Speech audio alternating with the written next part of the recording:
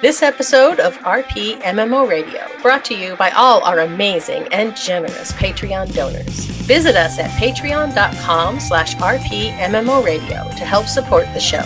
It is also brought to you by... Hello! It is I, Penelope Bellows, coming to you again with a most exciting announcement. Given the clear and obvious tampering with the presidential multiverse election by the likes of some dubious individuals who currently sit in that office, as well as the unfounded slander against me and my poor sweet Jessica. I will now be focusing exclusively on my teachings and opening a new school for, yes, you young ladies looking to begin your lives out there in the real world. Under my strict and watchful eye, this amazing opportunity is free to all qualified women of the proper sort. That's right. If you qualify, it is completely free up front. Only you must pay out upon completion as you go into your new career. Yes. I am proud to announce the Women's Home of Relaxing Experiences. Yes, here. You will learn how to make your men feel like kings. You will give them evenings to remember. Yes, maybe your men like some leather and whips. Ooh, maybe they like the soft, tickly feel-goods. Yes. Or maybe they like handcuffs and chains. Or what if they just want to talk and cuddle? You will also be forced to learn how to do that. Sorry. I don't know, but whatever it is your fellows want, we will instruct you in all the fascinating ways to charm them. Yes. Your men will walk away dreaming of their next appointment with you. Yes, you. So come on down to Women's Home of Relaxing Experiences, or you can look up whore.oops and find your classes now.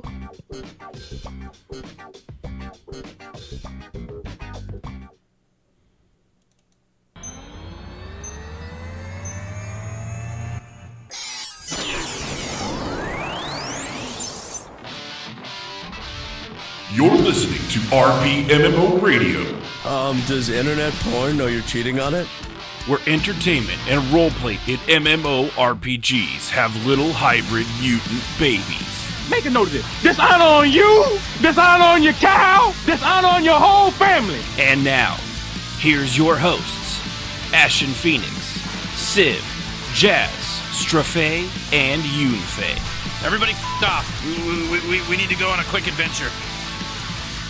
Hello, role players! Welcome back to the first episode of 2019 and RPMMO Radio. This is our 73rd episode, Charmed, I'm sure. I, of course, am one of your hosts, as you heard, Ashen Phoenix, and with me is my crew, Jazz, Sib, Strafe, and Yunfei. You may notice that we are now minus a Kishmis, and that's... He's just kind of really got busy, as you probably noticed a lot of last year. A lot of schedule conflicts and things like that. It was completely personal. Everything was a giant blow up. Actually, at the end, it got real ugly. He pulled my hair. I punched him in the dick. But we still left friends. And you're We still did get muted, Gormal baby. to drag him out of the building, so there was that bit of theater. Yeah, but then he punched Gormal in the dick, and that is one. That didn't end well. No, that's that. All that crotch cheese just gets everywhere. It's just Oh, awful. God. We're still cleaning up the front office, folks. It's pretty rough. I tell you. But nah, Kishmas, he's just kind of, he's gonna do his own thing. He's still all is good. And things like that. It's just, these things happen. It's given the large sum of money we don't pay anybody, it's bound. It's gonna happen. And he just got so busy and kind of hasn't had as much role playing and things like that. But Happy 2019, listeners. that's right. He may come around, pop in every now and then. We don't know. But so in replacement of him, we now have a full-time Yunfei Hello. It's a uni.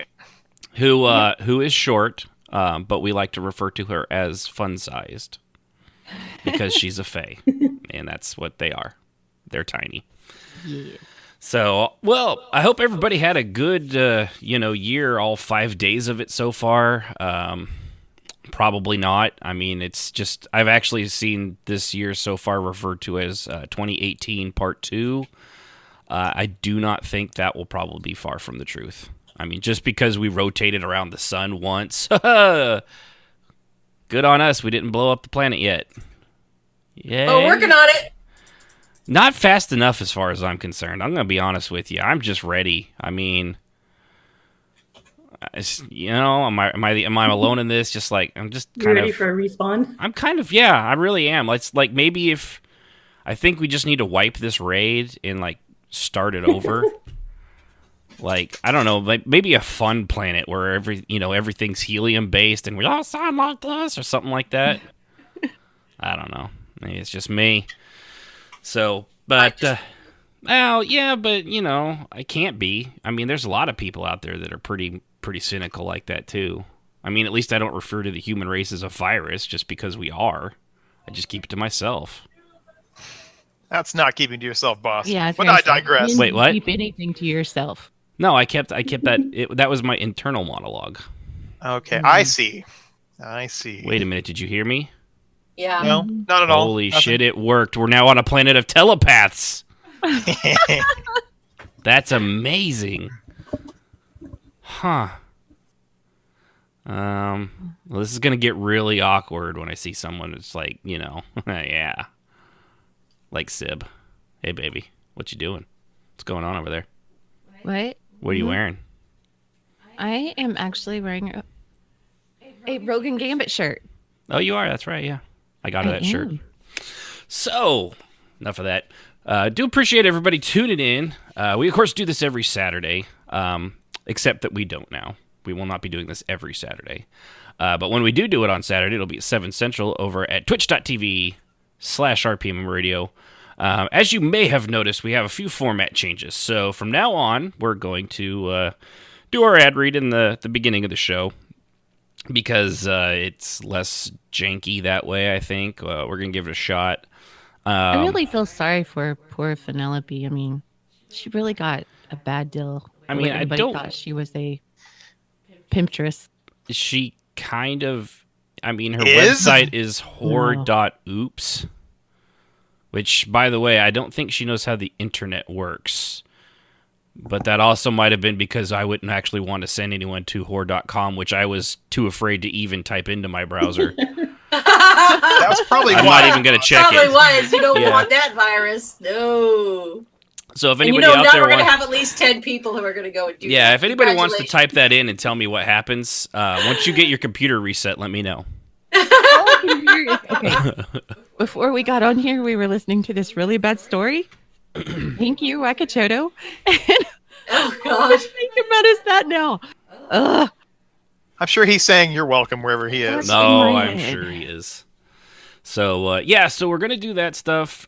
This year we're gonna try to do a lot more. We always try to be entertaining, but we're really gonna focus as much on that as we do the role play talk of things. We're gonna try to intertwine them a little bit more tightly, because frankly, all these people are lunatics, and why wouldn't we share this madness with you? But things more like the improv stuff, the live role play like we did with the debate with the characters and things like that. Don't know how well it'll work. It may all be awful, but we had fun doing that. It seemed like it came off pretty well. But we really just want to combine the fun and the entertainment things in combination with the RP and MMO talk, And that would be Ron Hanar in the background of Yunfei. He's our call screener, which you can see over at rpmradio.com/Discord. Hanar's in the waiting room if you want to call in on this episode, which was actually brought to by one of you guys, one of you listeners, which I'll mention once we actually get to it. The other big change, other than that giant lumpy, but we appreciate them.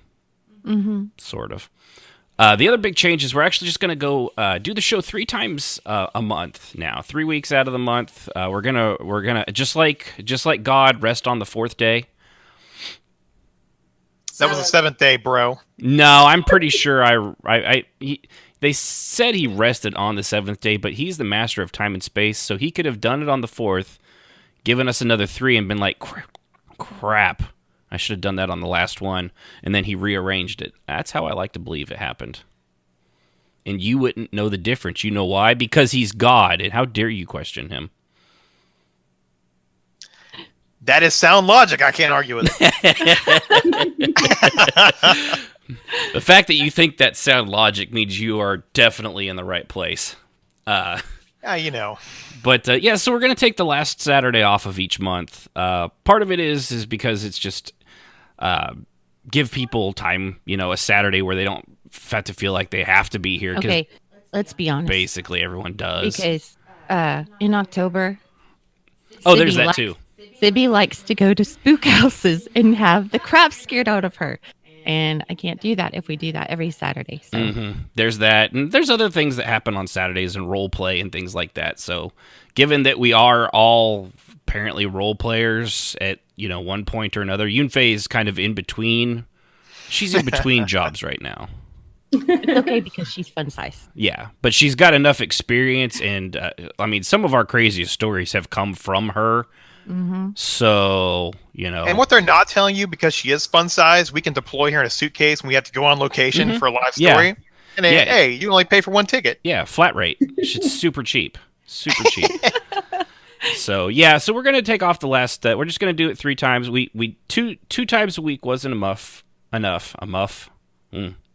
my mind at? About? I don't know. One wonders. Apparently, I'm thinking of 1950s fuzzy cuffs for women. The muff.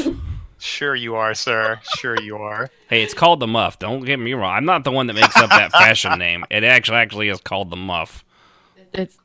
Go. No, just keep going. What? Oh, what were you referring to? Giant vaginas? Nope. Oh, okay. Well, good. I'm glad we were on the Clearly, the fashion trend silence was agreeing with you. So we're going to take the last Saturday off. Hope everyone's cool with that because, I don't know, we kind of need it. It's still a heck of a lot of episodes, and as everyone here is, I suppose, given that they showed up, still having a good time doing the show. Roger that. All right, well, we're going to keep doing it then. So, but yeah, so other than that, things have been going pretty well. Hope everybody likes the new format. Hope everything sounds not like complete garbage. There's only so much I can do about Strafe, but, he shows up, so... Hey, man. We're stuck. Well, hey, you can hear me. I got a new mic and a headset just for you. That's true. I'm taking this slander. Dang. Which, by the way, I wanted to point that out. So remember back last year... when we had mentioned something about his headset breaking. Yeah. We had said, like, hey, go out and get a new one. He's like, yeah, I got it taped up. It'll work for now. Well, apparently worked for now was MacGyver talk for, like, the next 4 months until yesterday it finally... Thursday it finally broke. It did. It did. It does explain why we could hear everything you were breathing, though. It was like sort of dangling by your mouth. That is a baseless slander. Obviously, back in the day, I had push to talk.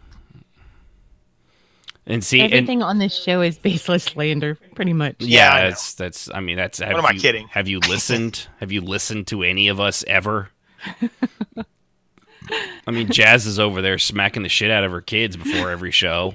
It just goes to show you. Oh, I'm sorry. Verbally smacking the shit out of her kids. Verbally smacking them. Oh, okay. See, that one she'll own up to. It just goes to show you the power of duct tape. You can extend a device for 4 months. I'm just saying. If you got enough duct tape, you can quiet any kid. Ask those ones that had their kids taken away. I'm sure.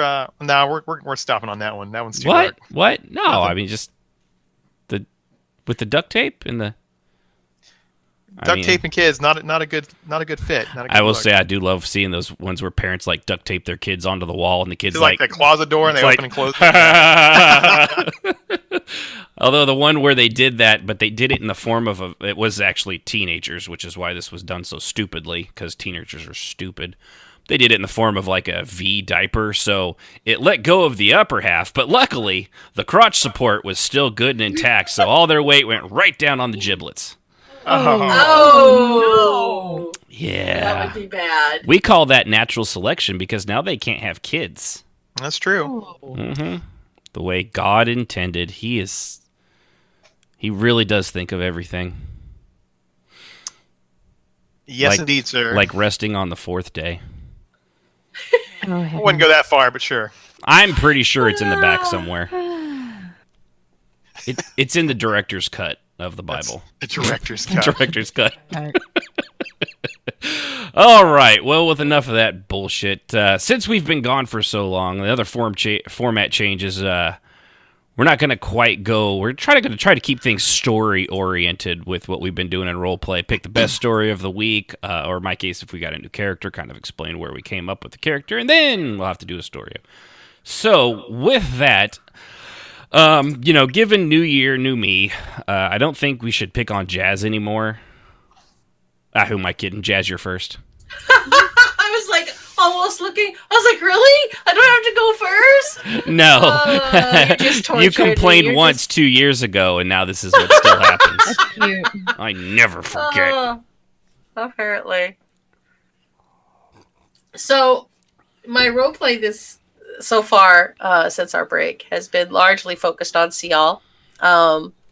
With a little bit with some of my other characters, but Cial and her relationships with Trithalis, Vali, and all that, and the storyline that's developing with Vali have all kind of been fueling my character. So I'm going to read. Cial doesn't keep a journal because that would require writing, and she hates writing, and she's not very good at it, so she doesn't do that. But these are just snippets of her life, little stories about what she's doing. So that's what I read to you when I read from her journal, quote unquote. It's not something she's actually written. It's just her thoughts. Yeah. Okay. Getting into character now. Here we go. Did you have a grand look, you tree lurker? Are you satisfied to see me break? Fly from here, you fetcher, fly. Cial bolted, tears springing to her eyes as she ran across the courtyard and over the wall. She whistled for her guar and hopped on with a cha to send him running full speed across the ground and away from any known paths. Her hand wiped her tears from her eyes angrily as she rode away, ducking branches that swept by. She didn't stop until she was well off, slowing as she made her way to a hidden campsite a ways from Trithalis' estate. She watched the sun rise and then went about her normal routine until the day was done and the sun was setting after a long day of hunting, and she sat on a jagged rock, eating roasted venison from a day's hunt, eyes on the spreading color and glory as the day died once more and night approached. She'd never seen Trath that upset, even after Farah's death. It shocked her, but his outburst had hurt her a little. She shrugged off the sting as she ate, chalking it up to emotions and evasion of privacy. After the dinner was finished and she washed her hands in the stream, she sat on her haunches on the rock overlooking the beautiful landscape and pulled out her sketchbook. Turning pages, she mused over the sketches of Voli and Trath and their various stages of lovemaking. She studied her drawings of Typhon with his slave girls and Sildreni with her lovers. The pages were filled with those she knew, locked in embrace with their various lovers. She pondered to herself if she was truly odd for finding fascination in such things, that they seemed to possess a fire with others that she could never quite touch. She found it strange and fascinating, so much so that she wanted to draw it, hold it, and keep it to study later. They had something she didn't, and she desperately wanted to understand it. Her fingers traced the blank paper a moment, and then she took out the charcoal and sketched Trithalus's pain-etched face in that moment of fury when he realized she was there. Pure rage, hate, raw emotion was painted there, and she captured it in each stroke of the charcoal. Her fingers smudged and smeared to create the necessary shadows. Did he hate her, or was she reading it wrong? Her mind mused over it as she drew his face, locked in that yell as it replayed over and over in her mind. After a time, she stopped and set it aside, staring at him, transfixed. Her face tried to contort into those lines, her fingers touching on them as they formed on her face. Over and over she replayed it, trying to make her face do that. Finally she stopped, giving up. It was simply beyond her. She'd never felt anything like that which she saw on his face, and likely never would. Broken, she murmured to herself as she picked up the sketchbook and turned back, coming to pages full of Sejoras chopping wood, Sejoras hunting, Sejoras in wolf form, Sejoras sleeping next to her, looking content and deep in sleep. She had drawn his face, taking time and patience, looking at her with love. She had stared at it for hours, trying to see that look on her own face in the stream. It was pointless, she decided. She just didn't have that ability. She turned the pages to Typhon and the myriad of sketches of him in every moment of his day. Typhon with his slaves, Typhon reading, Typhon practicing with sword and magic, covered in sweat, with 2 slaves watching adoringly. She chanced on a sketch she had drawn of Sildreni, his daughter, and Typhon standing on the rock near the portal, talking about something very intense. She had taken time to draw their body language, and later their faces each enlarged, studying their expressions. Typhon cared about his daughter. It was strange to see, honestly. It was the same look given from Trajan to his daughter. She was fascinated by that, so much that she had taken the time to draw each side by side, Trajan's adoring gaze at his daughter and Typhon's watching his. She turned to the last set of pages that showed Voli. She had drawn Voli with great care, to show her rare beauty in moments of rage and intensity. There were sketches of her in battle, of her tending her horses, of singing when no one was looking, or so she thought, of course. Sial closed the book and sighed. Tomorrow they were to go after Voli, and she would be there, in the shadows as always, ever present, ever lurking, protecting the people she was so fond of. She chuckled and crawled into her bedroll, opening it and covering up by the fire, willing herself to sleep at least for a while. Tomorrow was going to be a busy day. Uh-huh. You're muted again. You're not the boss, me. Yeah, Mute has got Oh, me. wait, you are the boss. Never mind. Mute has Oops. got me today. a couple times. That's right. All right. Well, very good, Jez. Very well done, Jess. How about you, Thank Siv? Since I got you unmuted right now, I don't want you to. To mute myself again. Right. Yeah. I was taking a little lead from Jazz there because I have been writing stories on this event with Voli and Trath and everything that's going on. And I was just going to read a short story that I wrote. It's the last one that would happen right before, well, the role play tonight. Alrighty. So it's called, the whole series is called Hunting the Pale Orc, and I'll probably try to get them over to you so you can post them if anybody's interested in reading the whole thing. It's got a couple short stories from Strafay too in it. So Spiffy. okay. The deep darkness around her felt like a comfort and also felt so foreign. Something pulled at her, and she did her best to ignore the summoning sensation. Whatever it was, Voli feared it more than the darkness that encased her. But the pulling would not stop. It had been calling her for it seemed like hours, and she had continued to resist. She felt resolve slipping, and she knew she would have to release the darkness sooner rather than later. She felt the pain as the darkness began to give way to a great void. It hit her hard. Her whole right side seemed to be alive with a searing, burning pain. It was overwhelming, and she could not fight the gagging feeling of the intense pain brought along with it. Weakly, Voli lifted her head and forced her eyes open. After a few blinking attempts, she saw a fire a few feet in front of her, and she tried to move. She dropped her head and looked down at herself. Her arm was firmly bandaged to her chest and right side. Whoever did it must have removed her top, because she was in a simple rawhide tunic. She also saw that she was tied sitting up to something hard behind her. She tried to shift, but she was not moving one little bit. As she focused on this, a shadow fell over her, and her gaze went up to see Dravar smirking down at her. He squatted his massive form between her and the small fire.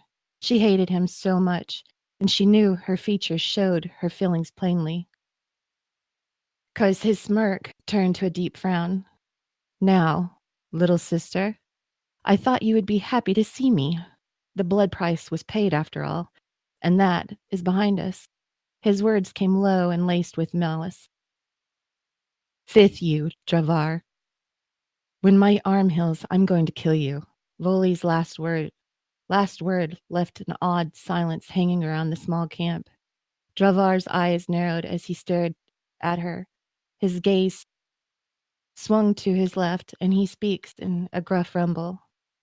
Gorgle, bring me the collar and the small wooden box from my bag. Black, evil eyes slide back to Voli. I have a couple gifts for you, Voli. And by the way, I love the gift I received from you.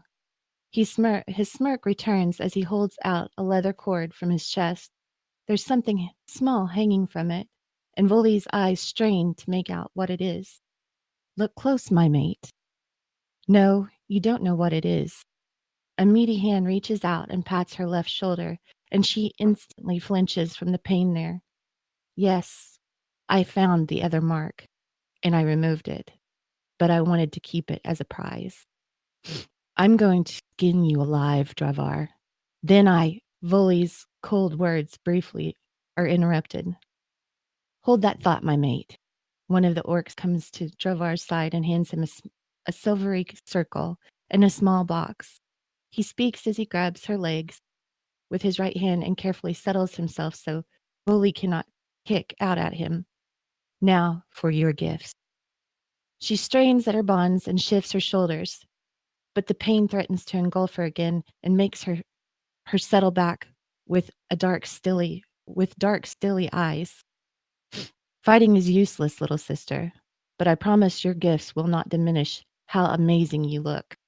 I think they will only enhance it. He places the box on the ground next to his thigh and opens the collar wide enough to place it around her neck. It is a pale silver, and in the light it almost looks white. She hears it snap together in the back of her neck, and something strange begins to creep over her flesh, like when someone walks through a mass of cobwebs. Voli tries to shift, and she licks her lips as she wonders what has just happened. I had it enchanted, Voli. It was made by a hag witch. It is so that you do not try and fight us again. I think enough blood has been shed, my mate. You cannot harm one that is of your own race. Now for your next gift. His words die off as he turns and collects a small wooden box. Her anger towards him is slowly fading, and she grasps in vain to try and keep it close. Her mind keeps spitting out. Has he taken he has taken you from me, Trath. He has taken Trath's markings. He has undid your mating to Trath. All of this and more keeps trying to add fuel to the fire that is burning her rage. But with each breath it slowly fades, and she's losing the thought of Trath. The shiny thing that Dravar holds out in his fingers brings her mind back to the now moment, and she watches as his hand slowly moves towards her left tusk. His other hand moves to grab the back of her head to hold her still, his fingers curling into her hair tightly. See, I had these sized down so they will fit your tusk. I was only guessing, but I feared you were not as big as your mother was. You were always small. Voli's eyes focus on the small, intricate metal clasp, and her emotions swirl into a mixture of regret, sadness, and loss. Though her anger is locked away somewhere that she now has no access to. She feels the clasp be attached to her tusk, and a sudden jolt of pain shoots out as the metal is forced into the hard calcium of her tusk. She winces as Dravar leans back, appraising his handiwork and grinning. They look much better on you than they ever did on your mother. Voli looks for the anger, the rage, and cannot find nothing. She watches as Dravar grabs the other clasp and brings it towards her other tusk. The pain is sharp as he clasps it on, and the metal barbs dig deeply into her tusk, making her wince. He leans back again, eyeing his handiwork once more. They really do fit you well. Malcalith has rewarded me well for bringing you back home. Now, I will let you rest. We still have a long journey ahead.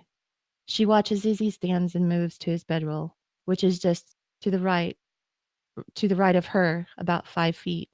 Sighing softly, she lets her head drop slowly and tries to think of anything that will help her escape. The collar denies her rage, but it does not bound her to the group. So maybe she can find the right moment to run. And that's where the RP is going to start tonight. The end. And sorry about the rough reading. I'm not used to reading out loud. No. No. I do really well. Well, I got the story that probably should have been read before Jazz's, but I'll go ahead and read that. Since she has to go first, you know.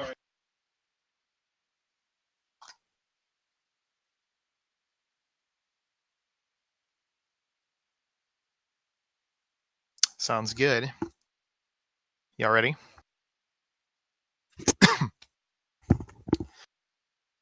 Sully, Draxillus, Caves, and Kyle filed out of Matheson Manor, leaving a stoic but shell-shocked Trithala Silverleaf to sink to his knees behind his bar. His carefully crafted mask of stoic indifference was fractured from the overwhelming grief and powerlessness that had hit the Altmer within the space of a few hours. Bully's adopted mother had cut him to the core when she had announced to him that she was pregnant, and laid the full blame on him for not heeding her words to stay away from her. He had spilled his tankard of mead while they were still present, and now he turned and sat with his back against the bar, idly soaking up the mead with a towel. Then, like a dam breaking from the weight of too much water, Trath broke into an overwhelming grief.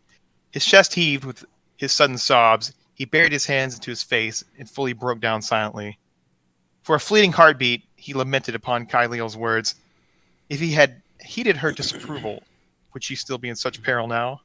His thoughts drifted to the description Rufus had reported about his dear mate's ill treatment and captivity. The Mer flew into a sudden rage, throwing his tankard into the hanging goblet, sending a few flying and several shattered into sparkling shards. He was soon on his feet, with his alien sword out swinging with abandon, giving his anger a vehicle to loose itself upon the bar. Then the poetry room. He kicked up the bench and then smote it to the wall with his sword. The few glasses left in the bar top shattered or flew wide once kissed by the edge of that old enchanted sword. Some fleeting shape fled from the window's room. Catching Trithalis' eye as he turned and leveled a tirade of rage vocally at it all while hacking and kicking bar stools asunder. Did you have a grand look, you tree lurker? Are you satisfied to see me break? Fly from here, you fetcher, fly! Trath roared at the fleeing shadow from his window. As he looked out, he caught the figure scale the wall. Then he clutched his chest, feeling something cold cut through his very soul. He gasped and leaned forward to the wall, then fell backward, passing out into a heap among the scattered poetry seating, sword still in hand. An embedded small welkin stone in the old sword lit brightly, illuminating, pulling part of his essence from it, then just as quickly transferred it away from itself. Far on the opposite wing of the house, the alien artifact suddenly filled with the Aldmaris Research Hall with its bright blue luminescence. As it captured and bound the source of its essence, it was fed. Trath woke a few hours before sunup and clutched his chest for the lingering dull pain that remained, only to be replaced by a sudden chill of feeling extremely cold. After a short time, Trath gathered himself together and set about cleaning his epic mess from the night before. By the time his cousin Anya arrived from Kia's home, there was no sign of the mess, and no sign of her cousin. She did a quick survey of the house and found him at length where he first broke down. She silently berated him for overindulging, then placed a blanket on him and promised to share the error of his drunken ways with him when he woke. She felt a strange tug that sent a shiver up her spine as she moved past the research hall. As she went about her daily chores, "Well, my cousin and his old trinkets, the very idea," she chided and went her way. The end! All right, very good. The end. That is so funny. Well, I don't have any fancy stories. I ain't that literate at all. But mostly that's because I have a new character myself. I kind of wanted to try something new, so after all the stuff we say, I made a vampire. Did it. Made a vampire. I did it. How does that make you feel? Dirty. A little dirty. No. We always say on talking about that. Excuse me, got the hiccups. Talking about that stuff. So I wanted to give it a try. Go way outside of my usual comfort zone of things like that. But all my pet peeves of vampires is they're like, it's like the Hotel Transylvania, like blah blah blah blah. I am vampire, blah blah. Don't do that. But so most of the time we complain about people who don't know how to play them. I think that's the gist of it. Right. And that's which is a lot of people that there's a few others, there's some in the guild that are actually it's pretty subdued. Like OOC, they'll say stuff, which is fine, but then there's a few others that's like, look how evil I am. I'll snap this guy's neck because that's what evil does. It's like, okay, but I was just, wanted to try something different. Kind of, I will say I was inspired by, watching Dracula in the Castlevania series on Netflix because he's just fucking badass. And given you can't quite god mod to that level of power, might be a little bit overkill, So, not quite like that. Yeah.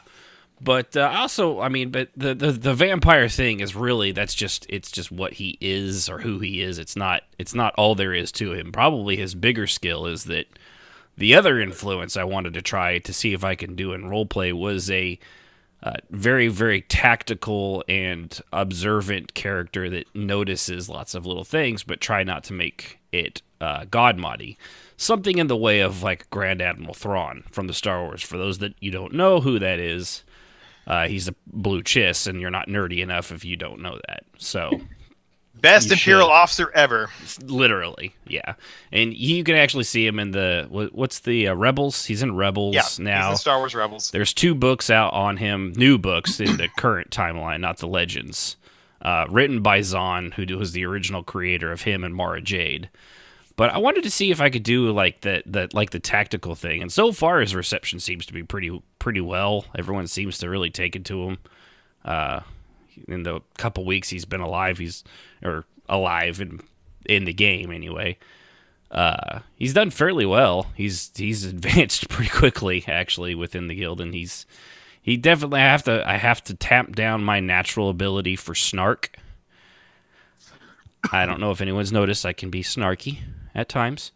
I know it's shocking, but that's a baseless rumor. What are you talking about? I know. It's just I've heard it on good authority from a few people: mom, dad, grandma, grandpa, uncles, aunts, cousins, nephews, little things like that. Bosses, coworkers. That one guy in the prison next to me. Things like that. I've just heard it. We don't discuss that time in the prison, bro. Soap on a rope. But so I wanted to try something new, and somebody that's because really, if you think about it, yes, there's definitely an inclination that you could god mod like, oh, I know all this stuff but I'm working real hard to make sure it's amazing when you really pay attention. How much people will say, they'll just spill their whole character's, secrets and stories in less than subtle ways. And a lot of people just kind of brush over it. But if you really have a character you want to pay attention to it, you can infer, like there was something as simple as somebody there's a guy named Micah Waterloo, and he bust in there. My character never spotted him before, but he was doing all his things and stuff, and My character called him Lord Waterlow, and he looked at him and was like, I don't know you. It's like, well, I mean, like 5 people have shouted your name since you've come in here. It's really not that hard to figure it out without an introduction, you know? Yeah. Given I didn't have to say that, but it's like, you know, the information is there. I don't have to, you know, if I hear someone call Steve's name out from across the room, I'm going to be like, that guy that turned around must be Steve. So, you know, just things like that. I wanted to see if we can, how far you can get that and what you could get away with, given it's people I know, you know, it's Jazz's Gildalanu, which I don't know if Jazz is meant to be on mute this whole time. Hopefully she's not said anything and we're just ignoring her. I don't know. She might have had to go away. But so yeah, so I'm trying to do, his name is Draxilis. I've been laughing and everything, and I was completely unaware I was on mute. Okay, so. okay. That's Today's right. the mute day, apparently. It's yeah, gonna get all of us. We're 3 weeks out of practice, but yeah, I thought I might mention that because I was like, usually you're not gone for this long. No, I was here the whole time, talking and laughing, and Welcome to my world, yeah, well, we Jazz. were just. I know we Wow. could hear you. I haven't done that in a while. We could hear you. We were just ignoring you, so you'd feel like you were being muted. If only that was true. Right? No, yeah. I feel no, even worse no. because that's not the case. No, it's all right. Earlier, I think after. I think between Sib and Strafe, I think I forgot to unmute myself on the actual microphone, so you guys could hear me. But on the podcast, it'll just be you guys talking to each other like crazy people, answering things that nobody else can hear. So there you go. Yeah, it's just 3 weeks and you're out of practice. Mm-hmm. But yeah, so I'm looking forward to him. I've actually had quite a good bit of role play. I know he's a really cool tune, man. Yeah, and I dig it. Sorry, Jazz needs to put a blanket over her birds. Kill that bird. Sorry. But it always reminds me to turn my phone down. Yes. Yeah, there you go. Every time I hear the bird, I'm like, oh, I gotta turn my phone Please keep down. your hands and arms inside the podcast at all times. Cinco okay. de I'm sure Mayo, my por cat will favor. make an appearance at some point tonight. Probably. Yeah, one of your kitties. At least they're not in heat anymore. Oof. No. That was a noisy time period. But yeah, he's been a lot of fun. With Servants of the Temple on Tarvala, I've honestly just not been feeling it anymore. We are starting a thing on Monday, which we kind of give it a shot. But since the commander of that guild stepped down, we're going to do a role play thing where we're going to have just the worst person come in. Like, I mean, I put Chad in his name just to prove how bad of a person he is. And he's going to be their new commander, but he's going to be one of those horrible supervisors. Like, his breath is going to be like garlicky and stinky, and nothing is ever going to be good enough. Nothing will also ever be his fault. You know, no matter what goes wrong, he's going to criticize. You know, it's like when a new supervisor comes into your work and they know how to make this work again, even though you guys have been doing it for 15 years, and you know what you have works just fine. They still feel the need to stir everything up because they know better. Kind of like that those guys, the Bobs from Office Space. It's hiking their leg on the new fire hydrant. You know how it goes. Yeah. So it'll be fun. He'll berate all the other high ordinators and how incompetent they are, and things like, you know, for such a small order, why is it they have such a high number of injuries? Ignoring the fact of how often it is they go out onto missions and things like that compared to other places. It's, you know, it just annoying stuff that, you know, should be a lot of fun, should be very frustrating, and also since he's kind of an NPC character, it probably won't end well for him. Just gonna assume after a few weeks of that you know, it's not gonna go well. But it's one of those things I'll have to play by ear, and I'll give you updates once we actually start doing it. We've been waiting to, I mean, roleplay, which, by the way, for all of you, your guild is in fact dead. You should just quit the game, because over the Christmas season and the New Year's, I know nobody was around. It's because roleplay has died on your game. You should just give up. Just go. Don't say that. It's not People gonna. won't It's believe not you. gonna recover in like a week. It's impossible. It can't happen. Can't recover from that, Jazz. Jazz. Yes. Can't recover from that. Uh-huh. Actually, you will. Yeah. Once schools gets back in and things get back to normal, colleges and stuff, not regular school, because regular school's already back in, unless you're, Unless you're weird, yeah.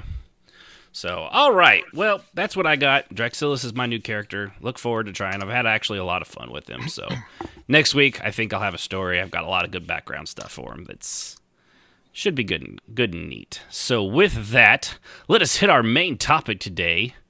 And as I had said earlier, this is actually brought to us by a listener, Insomniac, who is right now Insomniac102 in the Twitch chat. If they're still in there, I can't tell. I know they're still there. But I don't know if they're there. They're there. So if there's ever anything, anybody, I mean, it's a good topic too. I never would have. I don't think I honestly would have. We're kind of at the point of Micro's dirty jobs, where like all the good ideas we could think of, we've already done, and from now here on, it's kind of we rely on the audience to sort of help us here and there and guide us in what you guys want to hear and want to have spoken of. So, what do you want from us? What do you want? What do you want? Just tell me. I think we could also revisit some old stuff that we haven't done and go in more depth in, yes. Yeah, and go off in the weeds, the good stuff. Mm-hmm. Yeah, we've definitely got there's definitely a lot of weeds. We had a lot of topics in broad brushstrokes, like those paint rollers, really, is a kind of a brush stroke, I guess. We did a lot of paint roller strokes. A lot of stroking it. Just a lot of stroking. Stroke it. Woo. Stroke. Woo. Wow. All They right, instantly went there, Ashen. This episode brought to you by everybody born in the 70s. 67. Whatever. There's a 7 in it, still counts. But, yeah, so Insomniac Appreciator, or him, sorry. I never know. I always just go off of the picture. The picture's a girl, so you've got to be a girl. Or a woman. Well, the laws of the internet should be a guy, though, right? Not anymore. That's only early 2000. That's like that's true. 2000 to 2010. After now, that, it's if kind it's of a guy, you've got a 50% chance of it actually being played by a girl. So. Right? Yeah, you're up to 50% now instead of the original 99. Yeah. 0.999%. Yeah, there used to be very little females in game, and now at least 50%, if not higher, of guys played. Particularly if they're gay, they're probably played by a woman. Yeah, that is actually a thing. Yeah. All right. Insomniac identifies as ambiguous. Ambiguous. All right. I don't want to know. Amorphous. I don't actually. Amorphous actually almost sounds like an insult. I think we should stick with ambiguous. I was about to say. Usually after amorphous is blob, and I'm not going there with anybody. Yeah. So. Yeah. Amoeba-like. No, that's worse. Lots of silica. No. Scylla. No. Cilia. Still not better. No. Okay. Well. To all our amoeba listeners, I apologize. Apparently, you're not good enough. Oh my god. Just going off of what Jazz says. Amoebas aren't even people, according to Jazz. You heard it here. Here. What? What do you want, Rahanar? Point of order. Amoeba have pseudopods, not cilia. Speaking of amoebas. This fact brought to you by our call screener. There we go. I got rid of him. You're so mean. And he's right, technically. He is right. So what? I'm coming off of this shit with the top of my head. It's you try to talk like I do and make sense. Yeah, but the whole makes sense thing is shut up, stupid. Being mean to me. When did this come about? What? No. You guys don't get to pick on me because I'm. No, but you pick on us. I remember it differently. That's fair play. I mean, no, I'm charming and charismatic. That means I'm better than you. And as we're going to go in, no, I'm pretty sure that's what it means.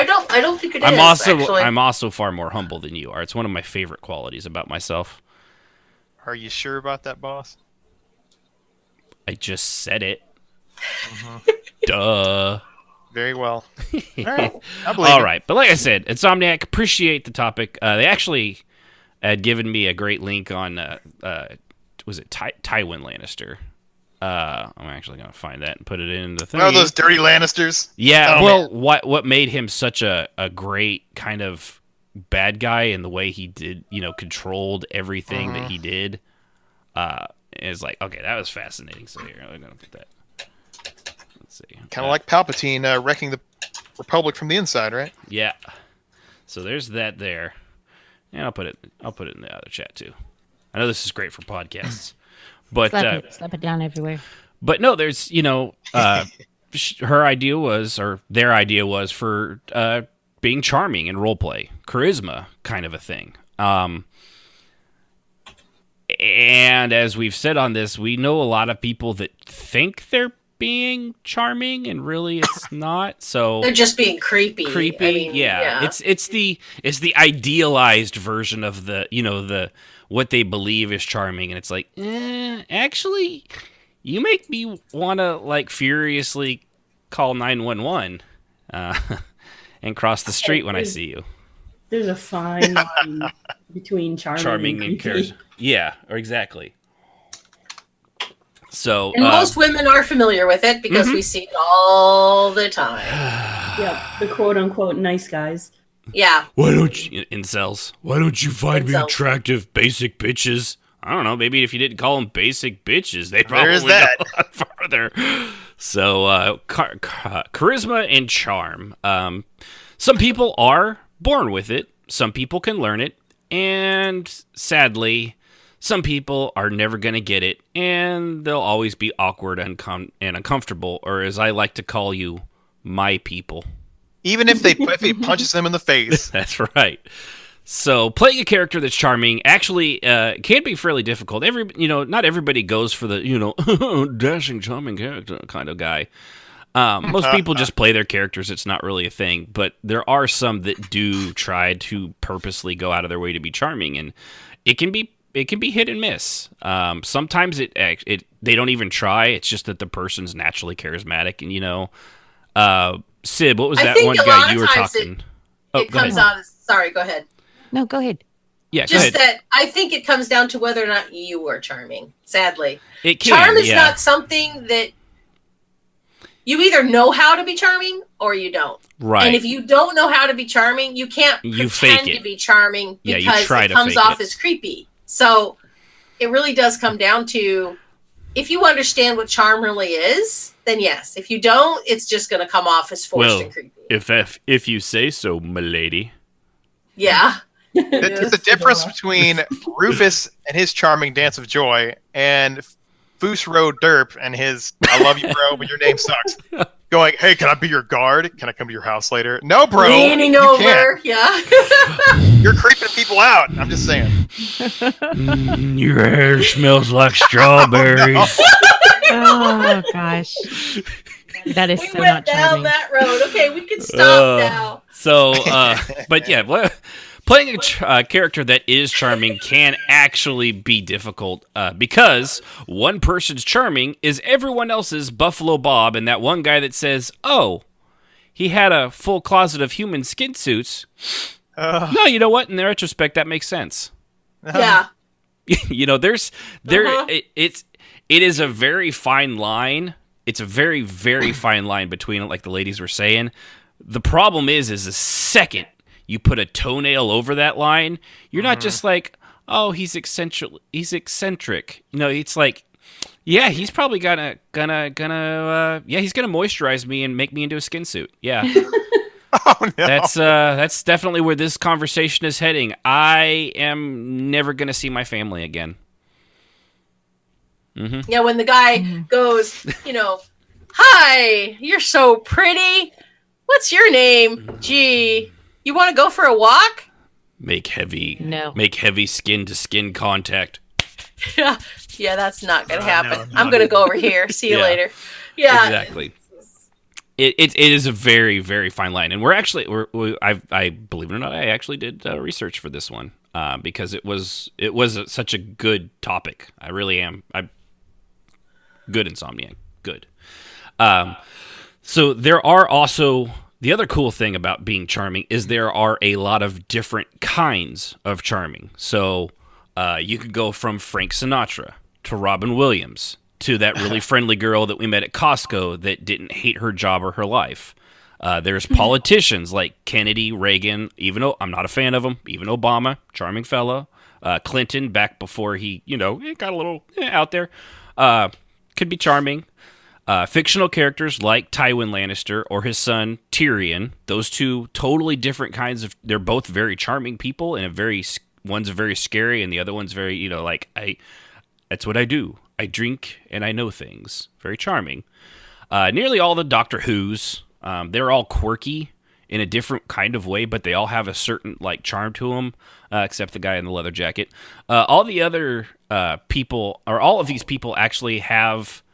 Or if they're dead, like Robin Williams, had a certain charm to them.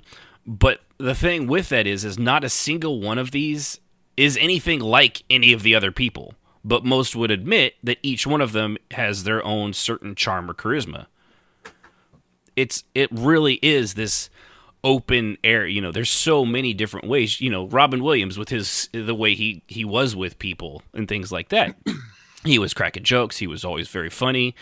Very out there, very outspoken and friendly to people. Then you had someone like Frank Sinatra who just played it cool, man. Nothing really bothered him. It just kind of, he just had that voice, the way he dressed and things like that.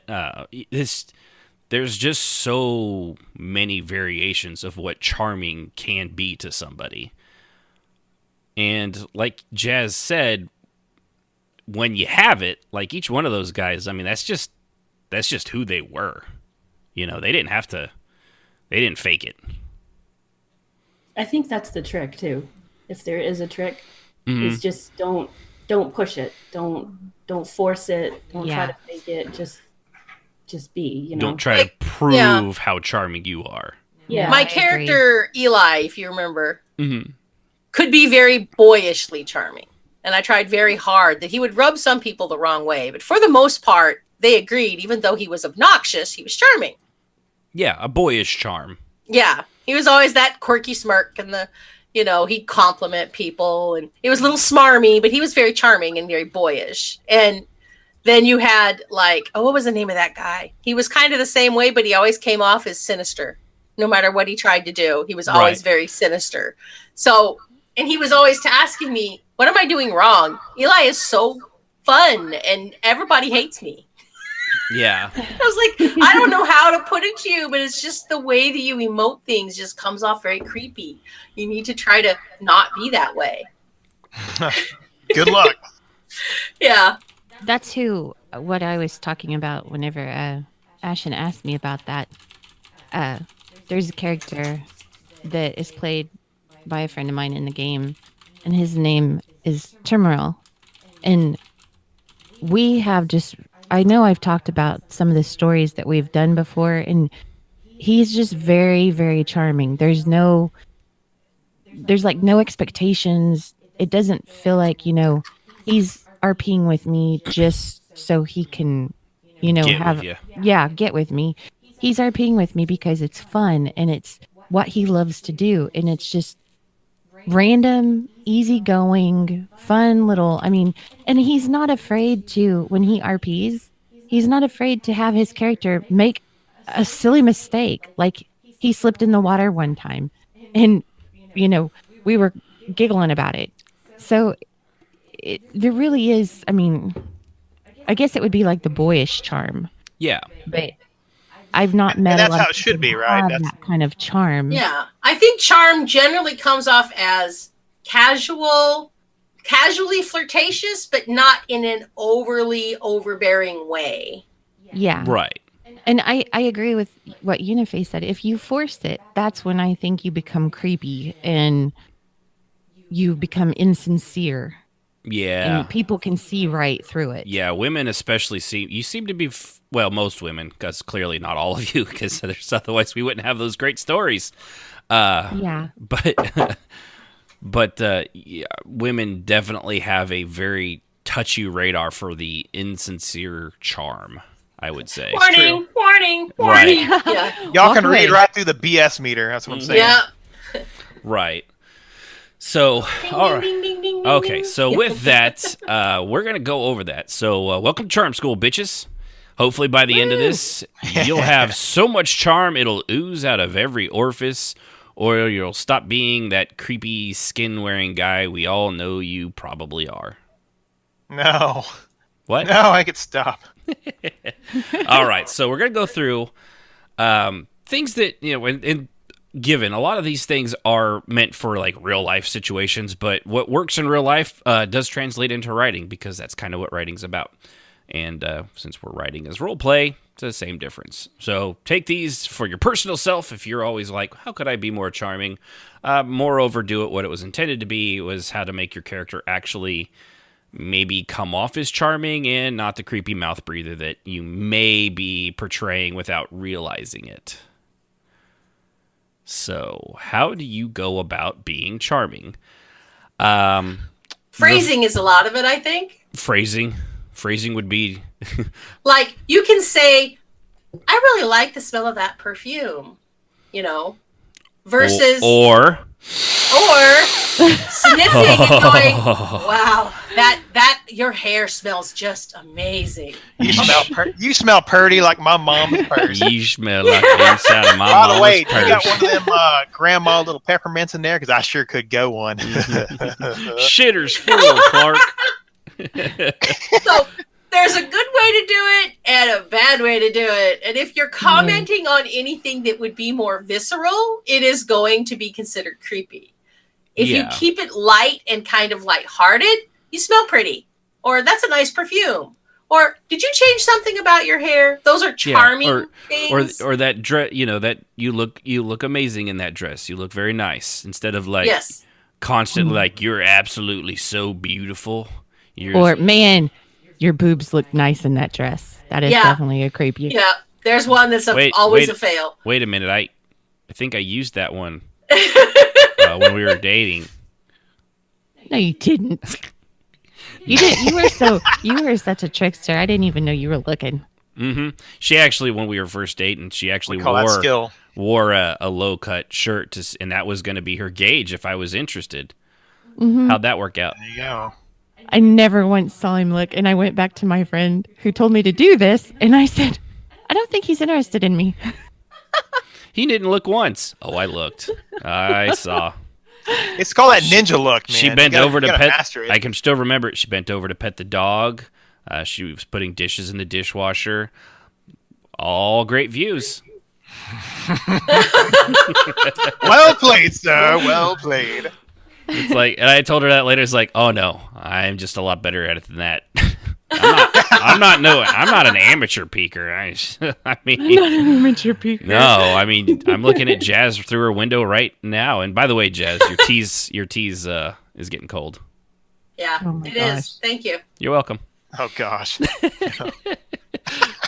So, all right. So one of the big things, and I think probably the most important thing for being charming, is confidence. It's the one thing all those guys up above that I were talking about. One thing they all have in common is they're confident. And there's a huge difference between confidence and arrogance. And arrogance, yes. Arrogance. Yeah, there's a fine line. You can be confident. You can be confident, and you can be arrogant. And it's like one toenail difference. Mm-hmm. I don't know. I would so almost close. say I don't know, because when a guy or a girl is cocky and arrogant, they know they are, and they act that way. Yeah, which is annoying.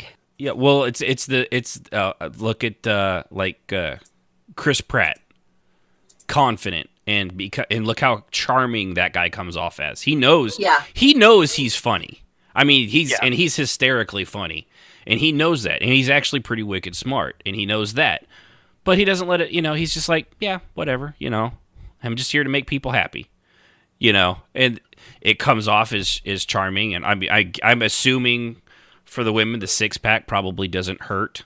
Probably not. Right. Probably you got probably that not. Right. I mean, the whole Darwin status, just because you can bounce quarters off of his stomach at a 12-foot distance, it's just my goodness, yes. But or Jason Momoa, he's another one who's oh God, shh. No, we're not going to talk about him. And both of those guys, drooling And they're both totally different people, but they're both if you ever watch interviews with either of those actors, they're very charming in their own ways. Totally different ways. The second one is more boyish. Exactly. He's very boyish, crooked smile, mischievous. If you've ever seen pictures of him, there was an awards ceremony, and he was behind Henry Cavill, the guy that played Superman, and he's like, the shot is of him crouched down and with his arms out, like he's getting ready to tackle the guy at an awards ceremony. He's definitely got a sort of boyish charm, that's for sure. Okay, I saw, just going off on a little thing here, tangent. I saw a video with him. He was at, I want to say Wizards World in New Orleans, but he was at one of the cons, and he comes walking out with all his security. He's wearing like a Hawaiian shirt and pink pants, and he's just hugging people as he's walking along. He does not care. He's just hugging everyone. I was like, I want to be there. Yeah, and I would just pass out right there. Just be like, just die. never watch that part of your body ever again. You'd go from charming to creepy because you'd be like in your forearm, like. Yeah, I'd be like Moa. sniffing my arm, licking my arm. Peter off Family Guy with the growth on his arm. Right.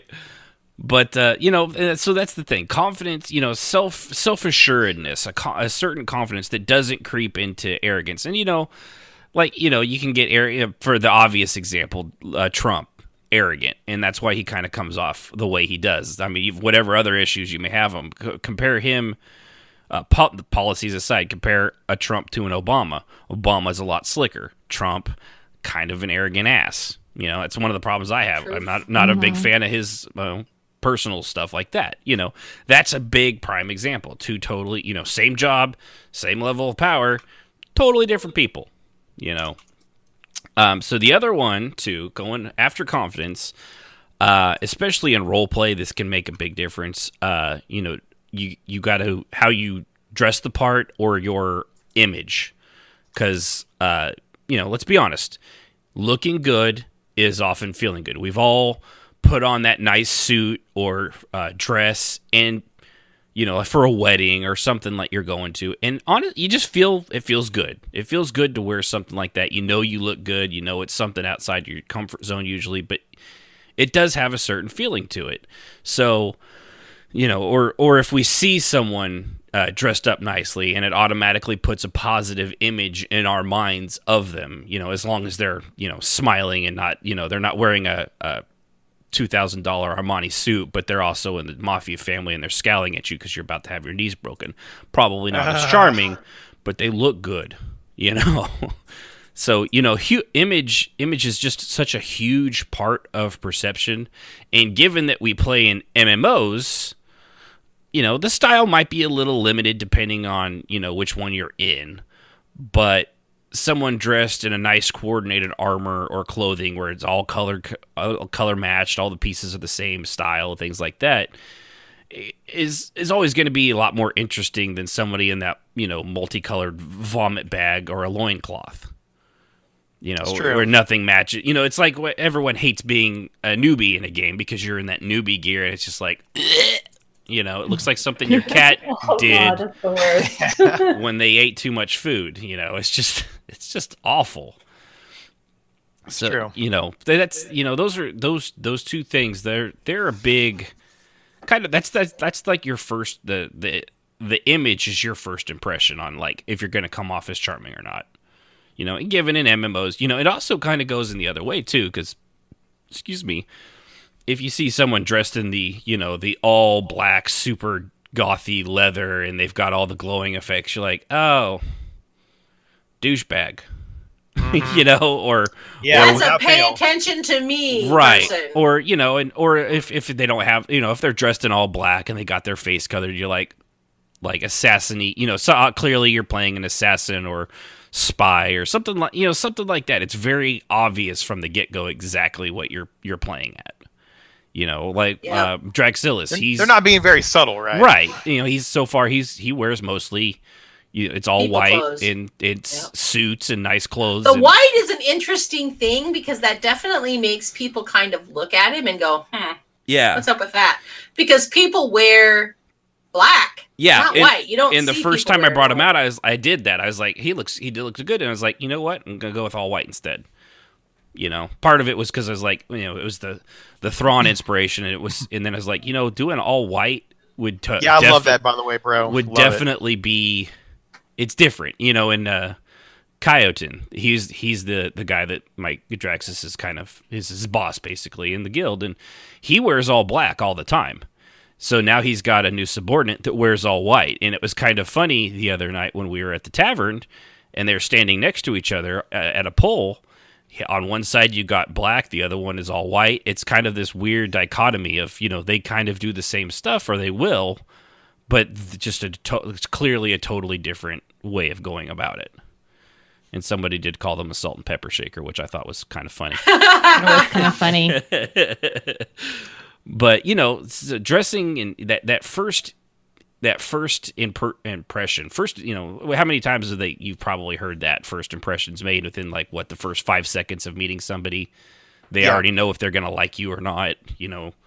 And it's a lot harder to reverse that than ruin that. If you meet somebody and you give them a bad first impression for their personality versus your personality, it's really hard to undo that because it's going to be stuck in their head. It's not that it's necessarily True. It matters. I mean, yeah. Cial doesn't do first impressions. She does how you treat me is the only thing that matters. And if it changes, then she changes. Yeah.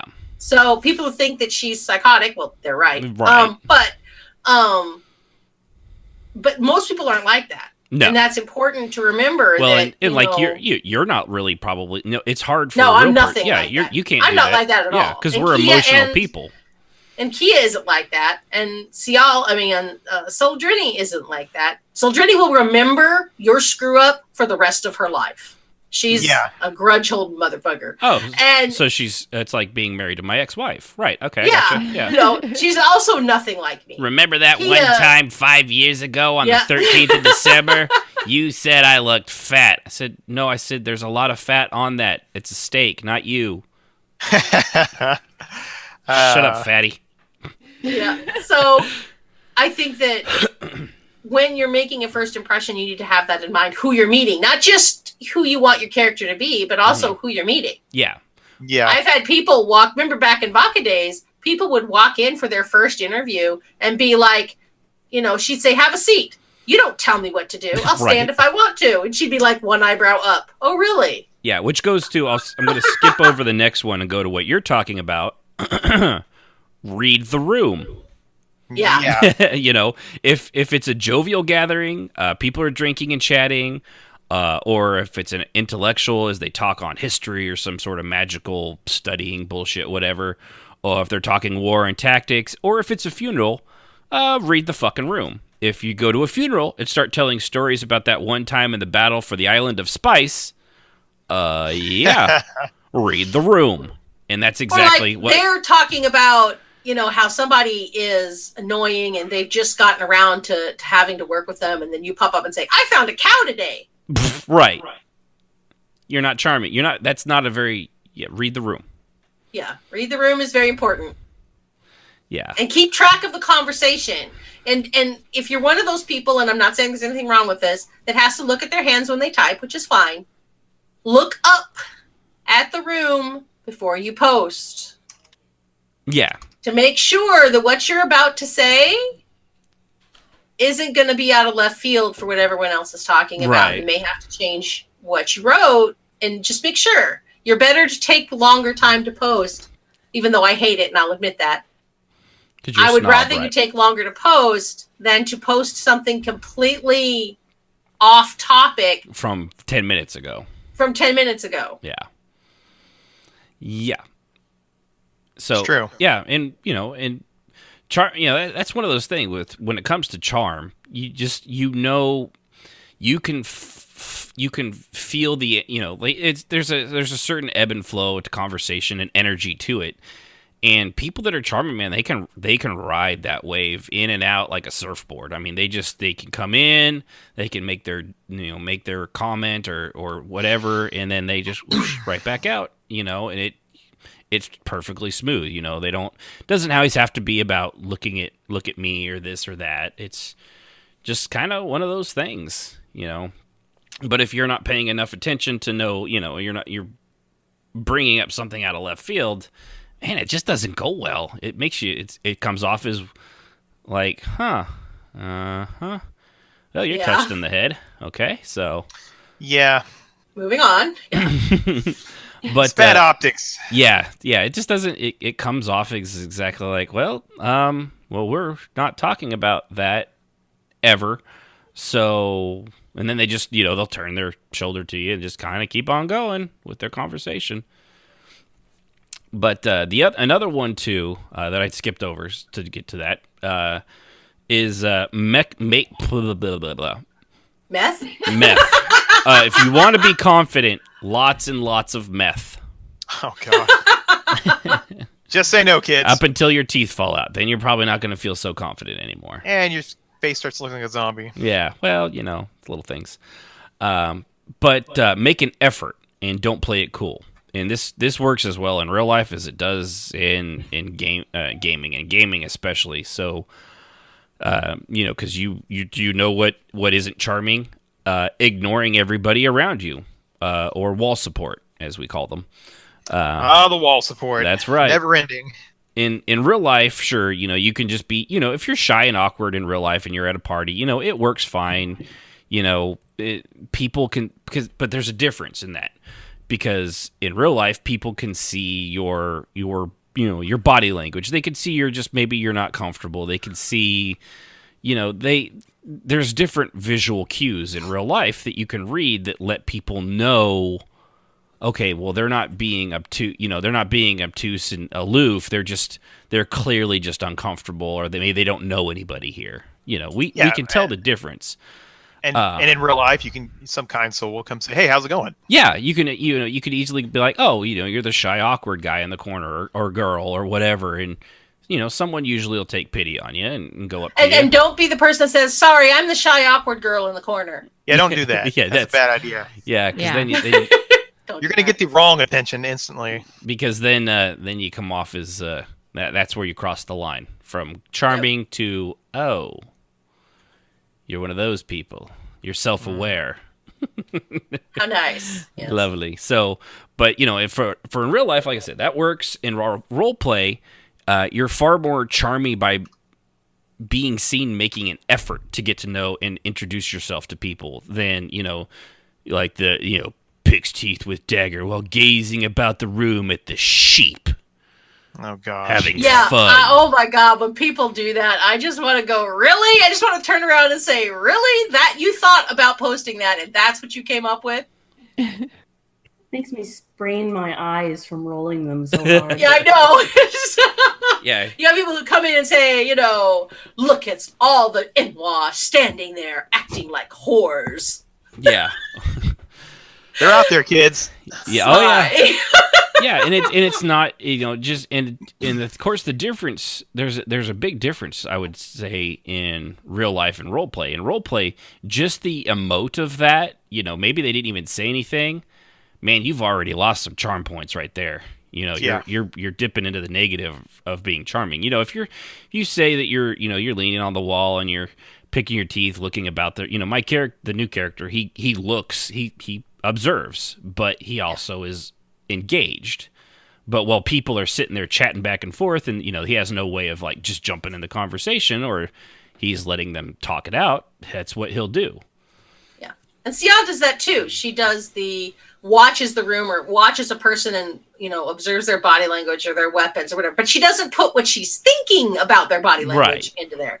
She's simply pointing out that, and in emote, I'm pointing out that she's doing those things.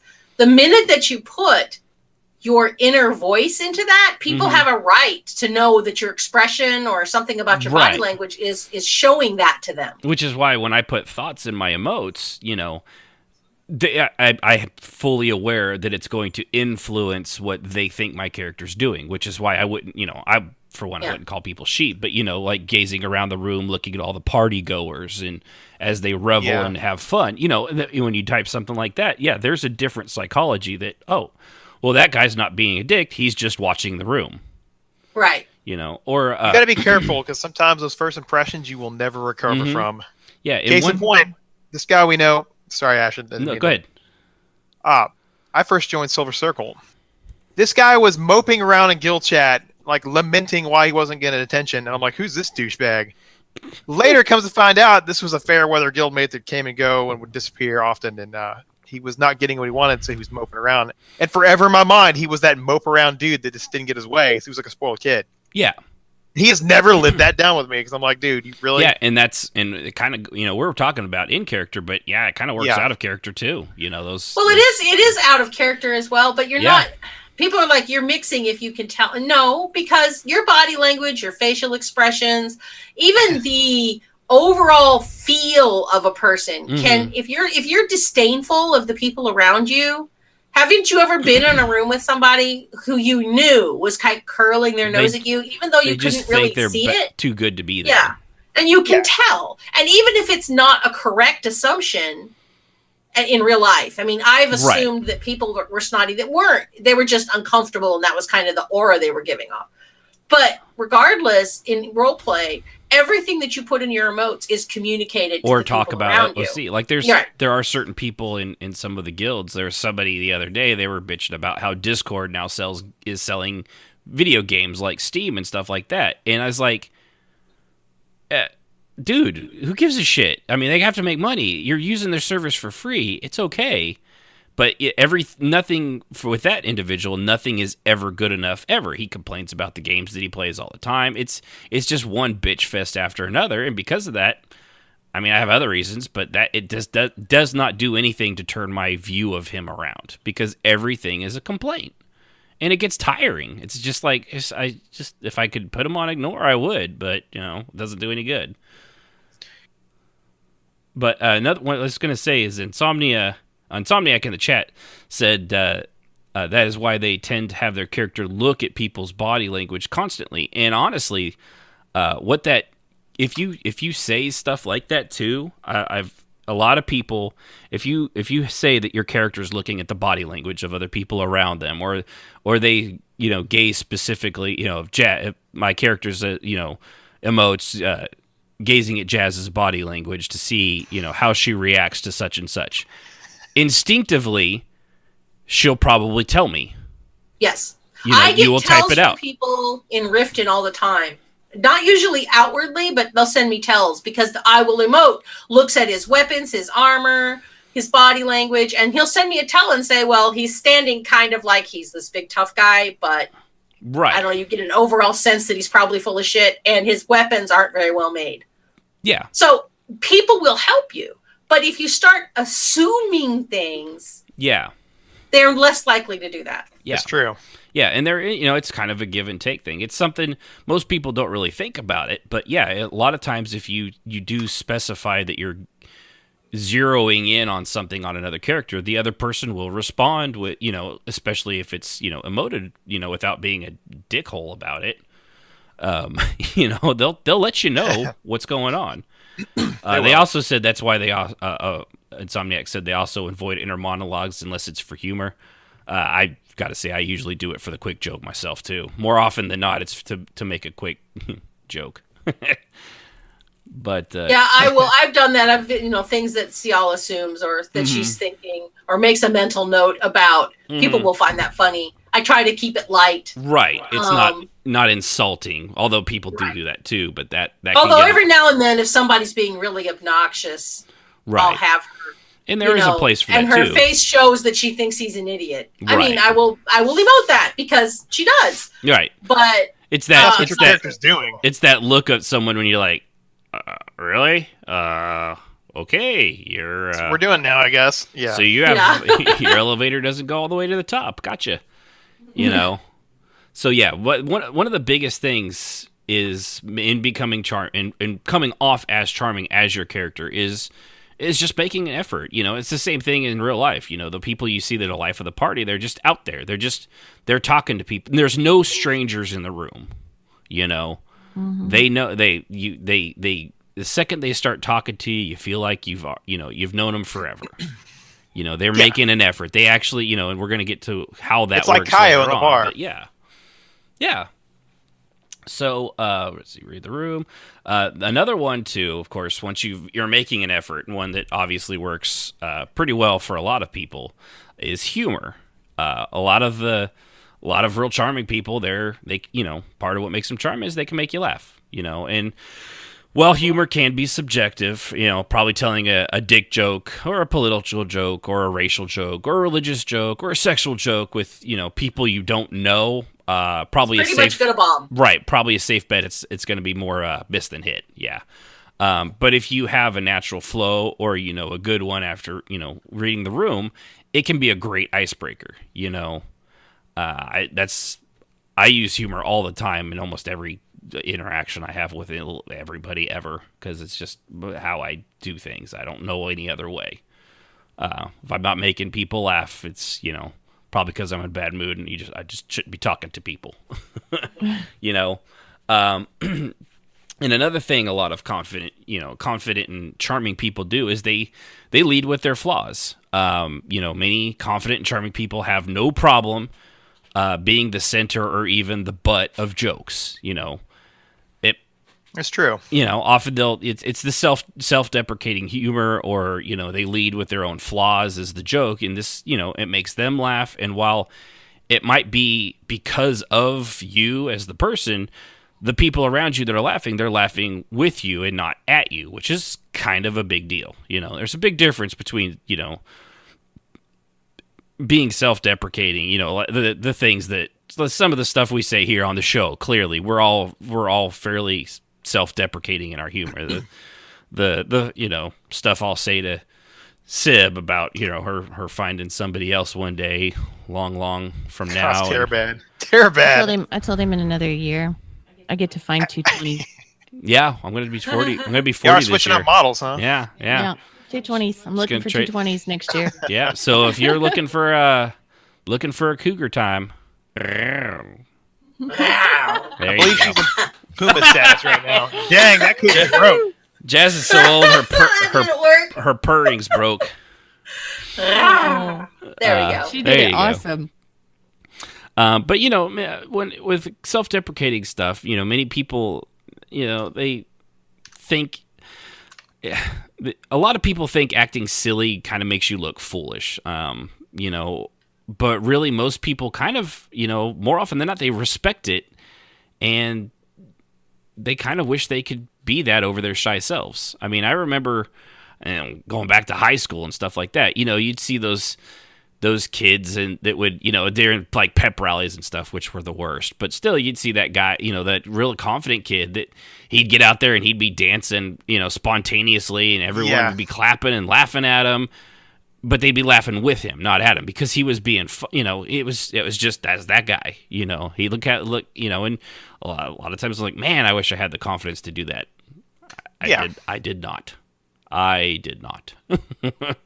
it's that's just kind of how that goes with our son. He's he worries about looking silly or doing something that'll make people might make fun of him, but really it's.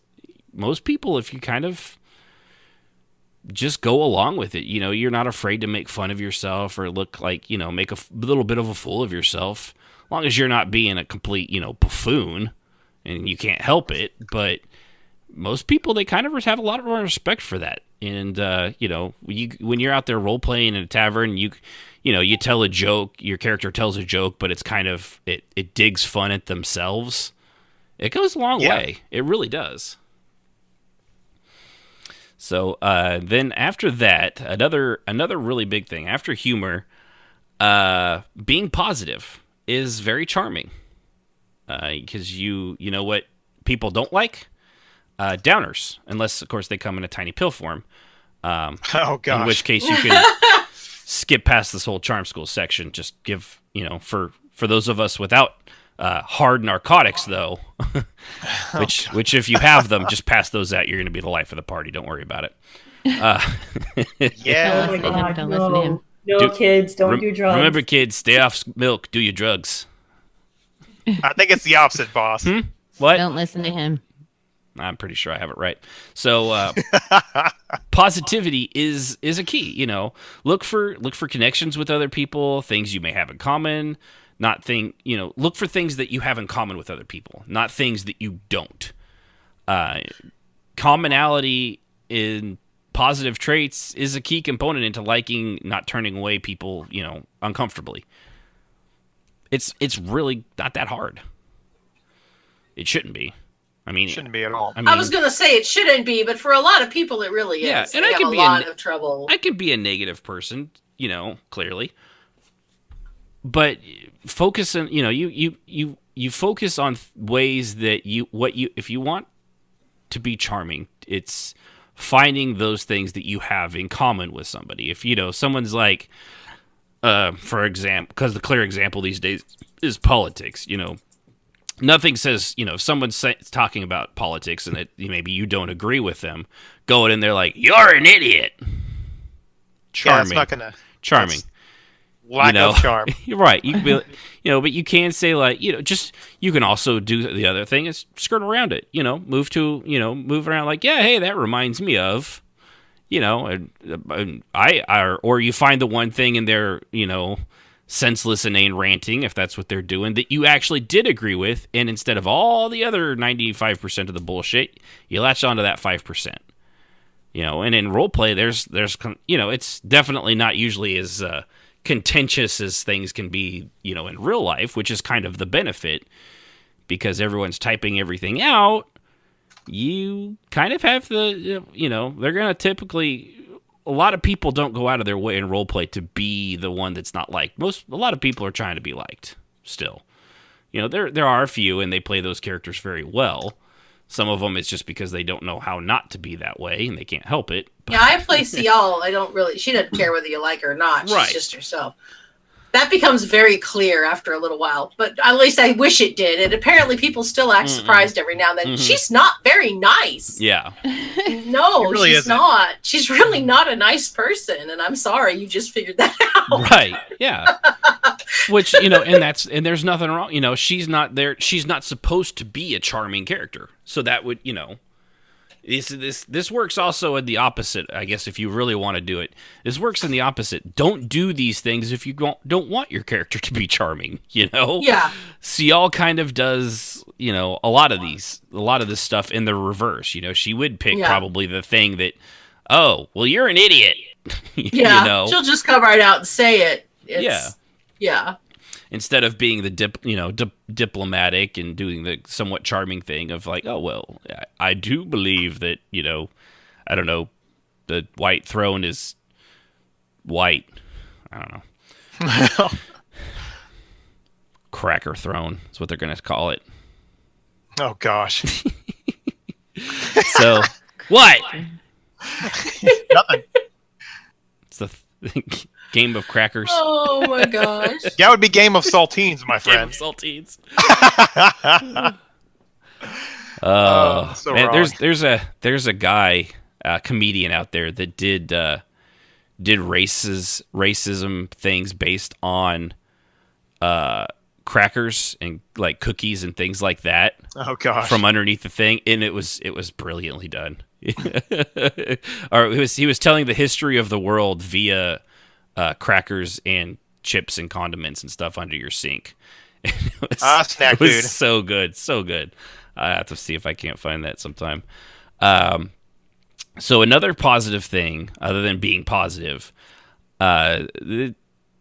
is physical and eye contact. And this, I will say, this one may not translate great into roleplay at times because, in real life, making eye contact or, little things like that, it works a lot better because having to type it out can but, even if something as simple as a handshake or the guild, like even, again, read the room, like the, grabbing a woman's hand and kissing the top of her knuckles, it can be very charming.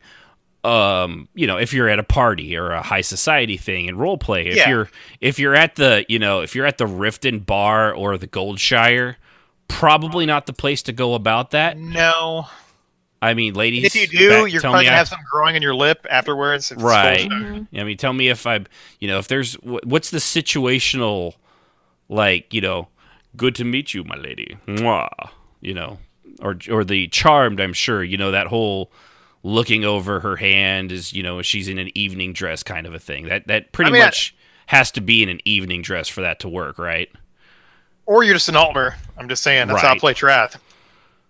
And he asks Volee, he's freaking formal all the time. Yeah, he's very formal all the time. And he does charming well. Sometimes, well, it depends on your character too, because Volley hated him at first. Oh, she hated his guts, which is funny. Now she just thinks it's funny, and she's grown used to it, and that's him. That's how he plays his character. Well, it's like Rufus. He's got a different kind of charm. Trath's got his own. Yeah. Even Rengott's Vodka found charming, which I don't know why. She's a little messed up, but she found yes, Rengott's was very charming. Come on, he could be. He could also be terrifying. Yeah, but he definitely could be charming when he wanted to be. Oh, my lady. He was very good at that when he wanted. He was playing that old, dark elf politics stuff, and matron this, and yes, all the old rules. But yeah, and another one, for like for women, the the touch of the elbow or the playful you slap to the forearm kind of a thing. That stuff all works great in real life, but don't go slapping somebody. Right? Yeah, it doesn't come off. It comes off a little weird in role play, just especially unless you know the person. Then you could probably get away with it. But there are certain things that work better in real life. That especially for women, you're so funny kind of thing. Always where attempt. I would say always attempt. Where they pat your hand. That is a safe bet. Yeah. Well, even then, it's like there's that guy that really loves combat. And he's like, dodges quickly. I was just trying to pat your hand. Oh, sorry. Another one though, and this one works a lot better in role play, is eye contact, because when it's written out, it also lets people know that your character's focused on them. And who doesn't love to be the focus of someone's attention? It's true. Except for everybody. Jazz does that too. I was going to say, because I get a lot of negative attention from that, and it's really annoying. That used to work really well, and it doesn't so much anymore. It's very, very annoying. Well, and there's a difference in the way you do it. Like when you're at a meeting kind of a thing, and you know everybody, and you focus on them, they're cool with that. But the way your one character does it at like Kitty's Tavern or Tea Night or Tea House, that's it. And you're just staring at people from across the room. It puts them on edge because you're staring at them from across the room. You're not talking to them. What's that dude about? Difference. She's studying them. She doesn't say she's staring. She says she's just studying them. She's watching them. And to study somebody, you have to stare. Well, yes, but I don't see why that is so threatening to some people. I have no idea. Because you're creepy. I'm kidding. We love you, Jazz. Well, it could be. No, I mean, I won't say that it's not. I'm just saying that could be because you're crossing your eyes and going at them at the same time. It's not like she's doing that or she's like glaring or anything. She's just watching and what are you watching me? What do you want, Willis? You need to tell me what it is. And this is like, dude, she's just looking at you. She finds it funny. It's what you talking about, Willis, not what you want, Willis. I know. I was being facetious. You were misquoting it. I was not misquoting it. She was misquoting it. I remember it differently. That's my line. Dang, that's your only use of tonight. You used it. I remember it differently too, Jazz. Dang, thank you. Y'all both burned that statement. You only got one per episode. All right, so the next one, this one came up on like everything. I looked up multiple articles on how to be charming and things like that, and this one was on pretty much all of them. Remembering people's names, and it came up, like I said, over and over and over. And people like being remembered. And something as simple as remembering their name after you've just met them, it can really sway someone from like, oh, it's nice, into oh, they're charming. And like for me personally, I'm terrible with real life names. But in games, like, the dude. Well, it is above their head. It's floating above their fucking head. You have no excuse. But if that's how you want to go. Because a lot of people do not have the name that they have above their head. True. There is that, but not. Yeah, it's still not that many people. It's Oh not, well, it's a lot of people I bump into. And so I can't rely on it because I don't know. I think and they think they're being I sneaky. think you or remember something. the ones that come up more often because it Fine. happens. You remember that. I mean, everybody at the table last night, they all went by the name that was above their head. That's us. That's different. Yeah, but still, we still have that. That's still a cross section of role players, isn't it? No. Yeah. We know each other. That's different. Yeah. But I'm saying what I think is that you see it more often. You see it and you remember that as if it happens more often than it does because it stands out. That's what I'm saying. Okay. Because I don't see it that. I mean, there are those that do that, but it's not nearly what you make it out to be. It's like 5%. I'm saying it's 5%. Just listen to me. I know what I'm talking about. Of course you do. I'm on a radio show. Don't listen. Don't. But yeah, like, and one of my characters, because I'm terrible at it, many of my character traits, except for the new one, is they're terrible at remembering names. So even though they're above there, I'll always say their name wrong. Which is not always the most charming of things, but... she's not charming. Tarvala is not charming at all. No, she was meant to always be this awkward kind of like, meh person. She looks charming until she opens her mouth. Yeah. Then all bets are off. That's right. No, she's very awkward. But, and Xanis, he was the same way. Although I never knew if he was really bad at it or he just did it on purpose to mess with people. I was never positive on that myself, honestly. Well, he was your tune, so surely you knew. No, I was never sure. I thought he was always the subtle troll, and I kind of love that about Xanis. Yeah, I think sometimes it was legitimate, and other times he's like, damn, I really don't remember their name. Or he's like, nice. He's like, I don't remember who you are. And other times he's like, I know who you are. You're just not worth it. Or you could be like Cial, who gives names to people. Right. There was someone else that did stuff. Oh, there's a guy at my job. Willie does that. Yeah, it's really annoying. He renames Miguel. Mm-hmm. Yeah, I would slap someone who did that to me. It drives me crazy. And I know that I make Cial do it, and it's one of those things that I would literally slap the taste out of her mouth if she did that on a regular basis to me. He called me Chris Rock. Yep, Chris Rock. That's right. Mm-hmm. All right, so another there good was one. When I worked, I used to be DJ, not jazz, and I went by DJ forever and ever and ever, my youth. And there was a guy that I worked with at McDonald's who called me ABC. He never called me DJ. He always called me ABC. He thought he was cute or funny or whatever. And he was the only person in my entire life that had ever done that. And then when I bumped into him again, it was because I was at a grocery store in another part of the country. I was in Missouri. He was from Iowa. I was in Missouri shopping with a friend of mine when I was in my 30s. And I hear ABC, and I knew exactly who it was. And I turned around and went, "Oh my God, can you not get my name right?" And he laughed, and we hugged, and I met his wife. It was fun, but it was one of those things. But if you think about it, even if you give somebody a different name, you still remember their name. Mm-hmm. Like, True. Cial still calls Mara Sparkles 99% of the time. It's hilarious. So she calls her Sparkles, and she knows that's her nickname with Sia. So when she calls her Sparkles, Mara knows she's being talked about, and she's like, "Oh, hi, Cial." Yeah. Because she still remembers her name. So it's not necessarily. Yeah. It has to do with identification and giving that person something of themselves. It makes people feel better about you. Yeah. Exactly. Even when you're a terrible person like Cial. Yeah.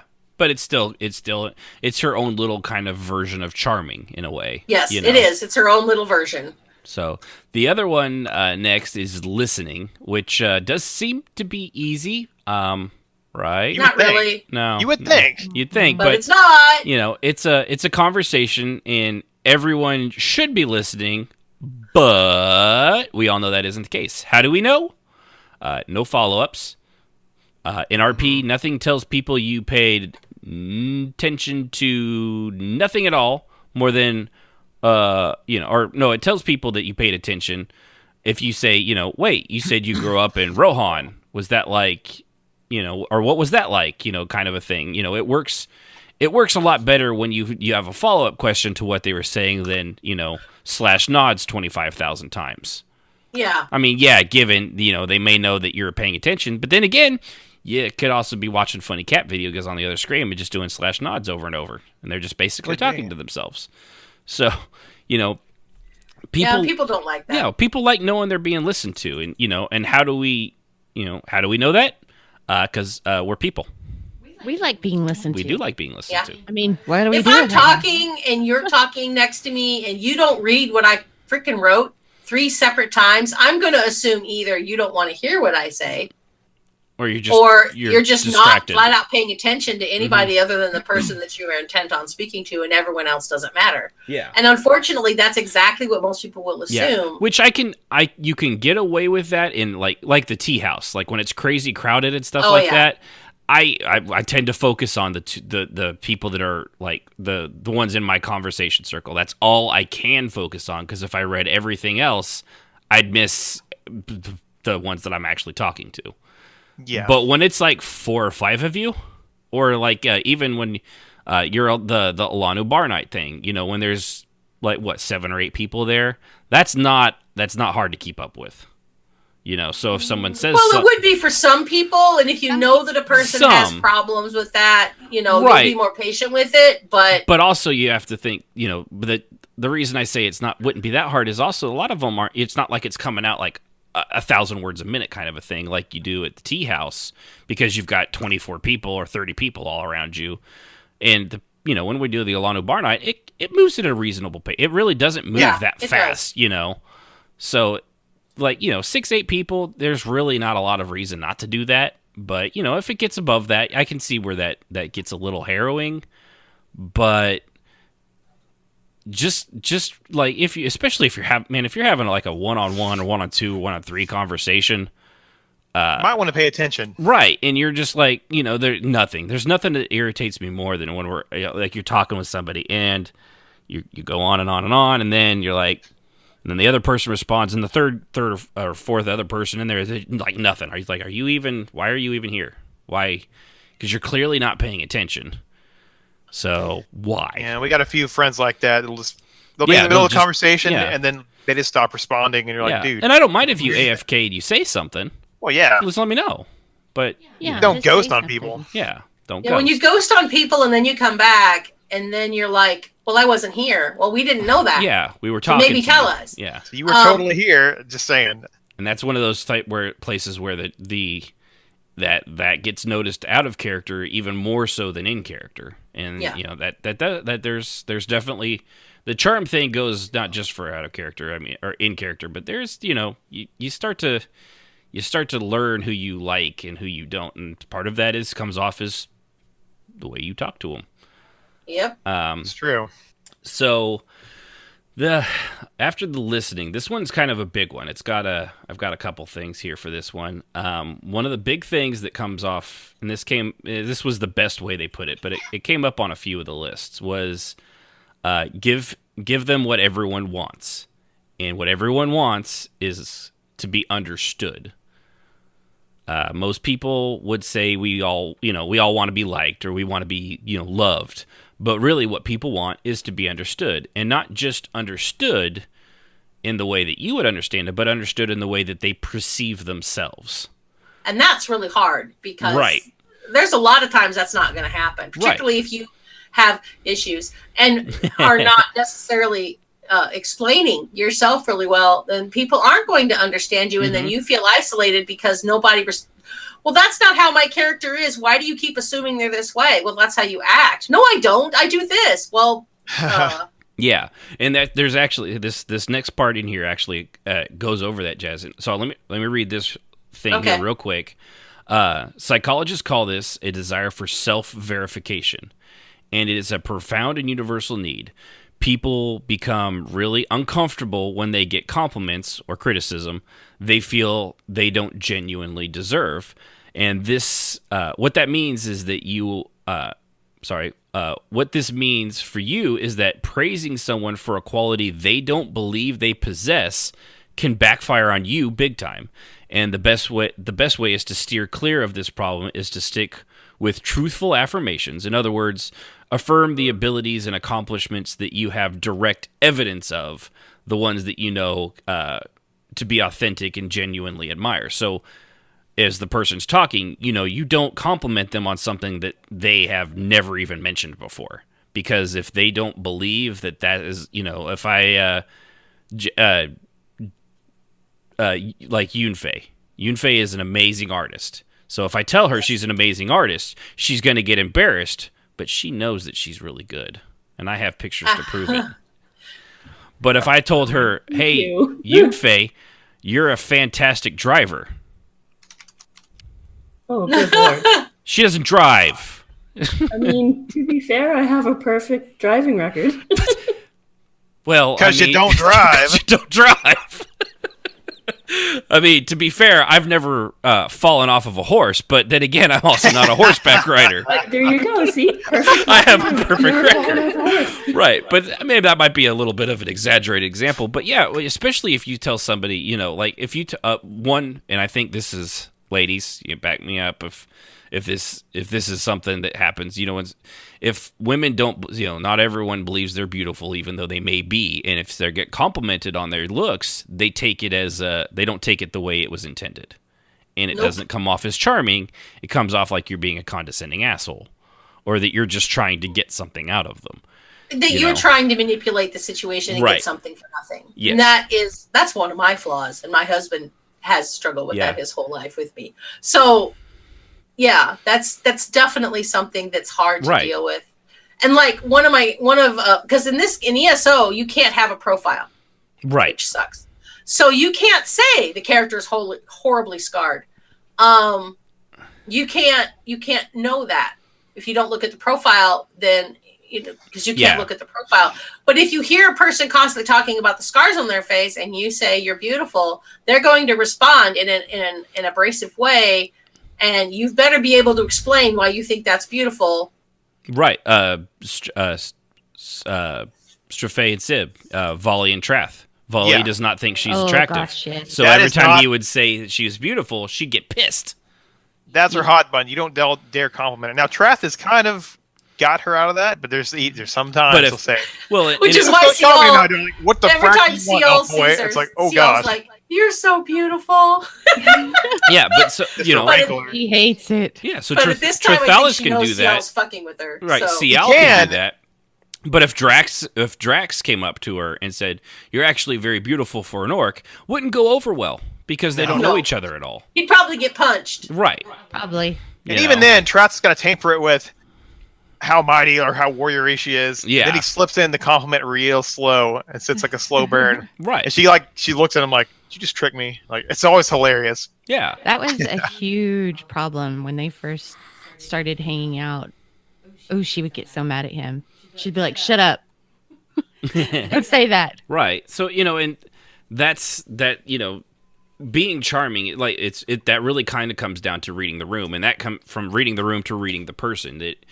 If you don't, and it's at least in role play too. Most people will tell like I've been finding out with Draxilis now that I've been paying attention to this. People will tell you a lot more information than you may even realize that that if you're not paying attention really closely and looking specifically for that because of a character trait that you probably just glance over because it's really not that big of a deal. But you can read more into it if you really wanted to.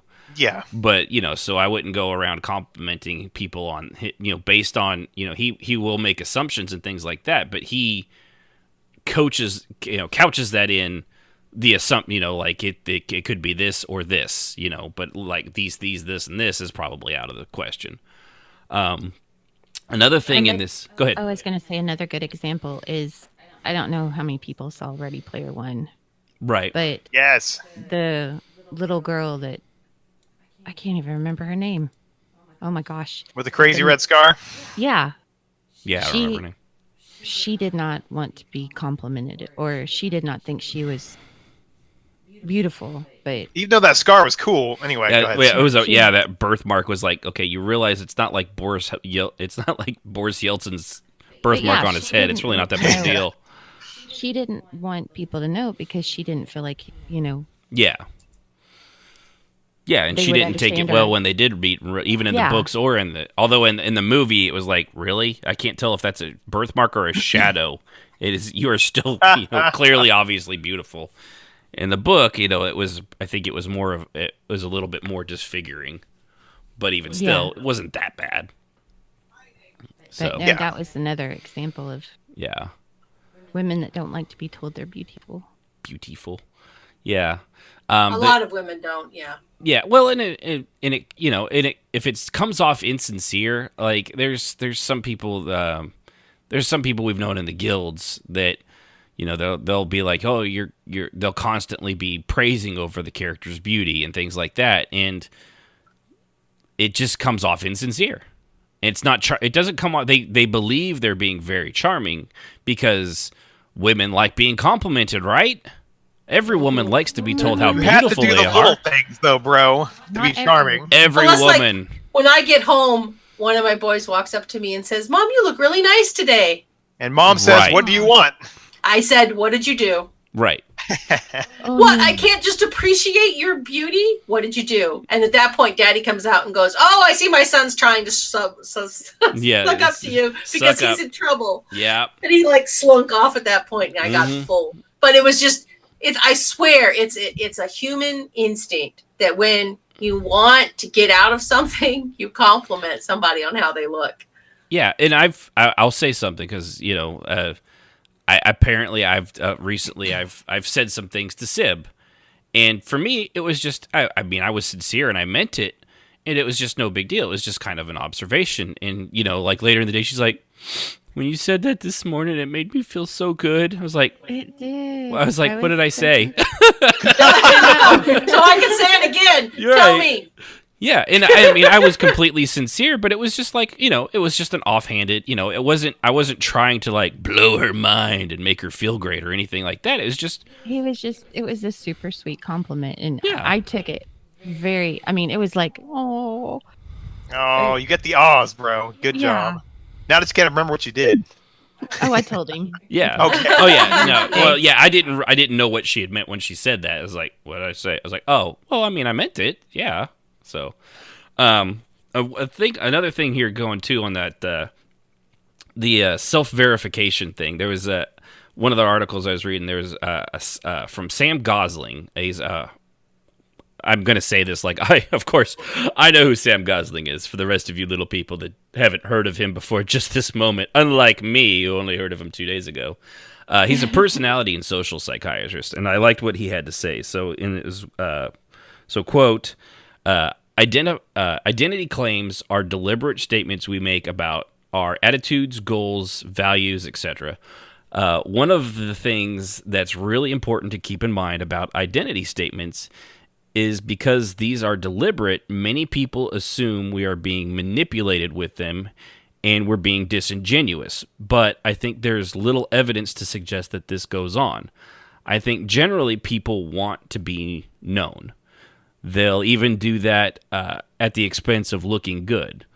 They'd rather be seen authentically than positively if it came down to that choice. That's true. Yeah. So people would, if you see someone for how they actually see themselves and how they authentically are, even like me, I'm a bit of an asshole. I would rather see people I know I'm a bit of an asshole than, be like, oh no, he's very saintly. Give it 5 minutes. But yeah, that's one of those things with charm. It really is, it's kind of like we said at the start. You either have it or you don't. And you can kind of learn it. You can learn all these things and you can practice it and you can get better at it. But if you don't have the slight basis for it to begin, it's always going to come off a little weird, little off-putting, really. Like I said, the biggest one is there's a couple guys that we've known throughout the years, especially with the women, that they're always, complimenting their looks and things like that. But it's always physical. They're never like, man, that was a really that was a really good point you just made. Which apparently women like to be affirmed that they're not just physical objects. I suppose. Yeah, is that a thing, yes. Ladies? I'm just that is a thing. And they've actually done research and found that both men and women, on equal measure, would rather be smart than pretty. Oh no, I would totally rather be good looking than smart. Okay. I mean, and clearly you're one of the aberrations. Right. Then. Luckily, I have both, so I don't have to worry about it. No, you're right. What's the one that I've heard? The one that's I think this one's actually. Would you rather be happy or fat? And everyone, off the top of most people's heads, everyone, everyone's always happy and fat or sad and good looking. And a lot of people like, you'd think, I'd want to be good looking, but no, like the majority of people pick happy. Like, fine, I'll just be fat, but at least I'm happy, right? I'm still happy. Yeah, I'm good. And see, I think that I would be curious to see how that would react with most people. I think a lot of people would, if you put fat attached to it, would much rather be unhappy but not fat. Well, yeah, and I've heard this. And this has been years that I heard there was actually a study done on that, and it came out the majority of people said they would rather be happy and fat than good looking and miserable. But again, this was several years ago, and I can't. I'm terrible with that kind of thing. I'm curious if they did that today, if that would shift now, given the the mood of the Kardashians and the self. I don't know. I think that we definitely moved away from fat hate a little bit. I think. Yeah, well, there is that too, but now I think it's more. I don't think it's so much about the hatred of being fat as the want to be good looking with like Instagram and things like that now. Yeah, I just think that people are more aware that maybe fat isn't as bad as it used to be, but it certainly is still a thing amongst people in their 50s and 40s and 50s because it was drilled into us pretty young. Mm-hmm. I'm watching that Marvelous Miss Maisel, and fantastic show, by the way, if you like comedy and stuff from that era. But one of the things she does, and apparently she's done for like 10 years, is every couple episodes she's measuring herself. Like she's got this log book of her measurements at like the ankle, the calf, the thigh, the waist, the hips, the bust. But she did it daily. Yeah, that's a little excessive. Right. Like I do mine about 3 times a year, but yeah, I definitely do it. Yeah, me too, Jazz. Me too. I definitely I do that when I buy new pants. Does that count? Yeah, well, you want to know what size to wear. Right, I'll look in the back of the current pants I'm wearing as long as they're comfortable. Yeah. And be like, all right, I'm going to get these again. Wranglers, got it. Yeah, see. Yeah, you suck, but okay. Nothing wrong with a good pair of stranglers. That's right. No, I get the loose fit. I don't get the strangler jeans. Those are I leave that for San Francisco. Yeah, you don't want that. I don't want my man bits showing off to the world. I'm neither a cowboy nor a vegan. Fortunately, the George Strait stranglers fit pretty good. They're pretty loose in the right spots. Just saying. Oof. Yeah, I'll leave that to. No, I don't got any belt buckles that big.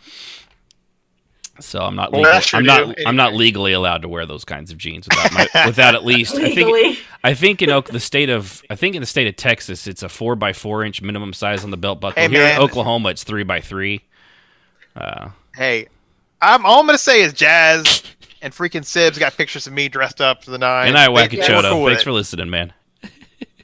Later. He's got to go. We're horribly off topic, by the way. Yeah. Oh yeah. Yeah, we are. But we're almost at the end, so that's why we're like. The end.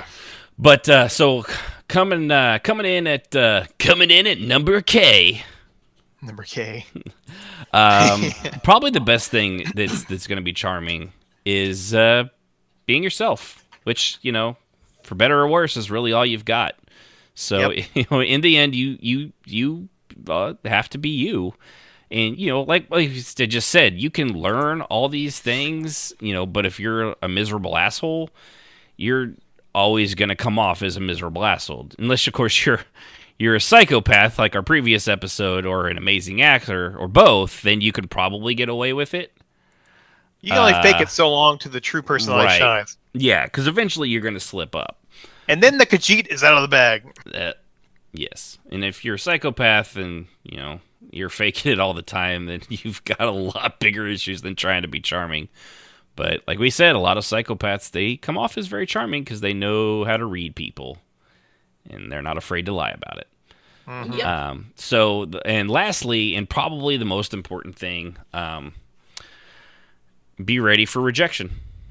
Sometimes you can do all the right things, but that other person is just not going to be into it. No matter what you do or say, there's a personality conflict, whatever it might be. They're having a bad day. I don't know. Maybe they only got 8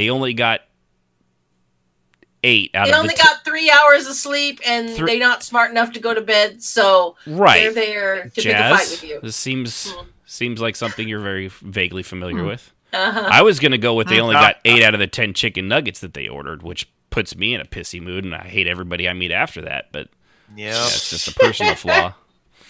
I want my serious nugs. business right there. I want my nugs. But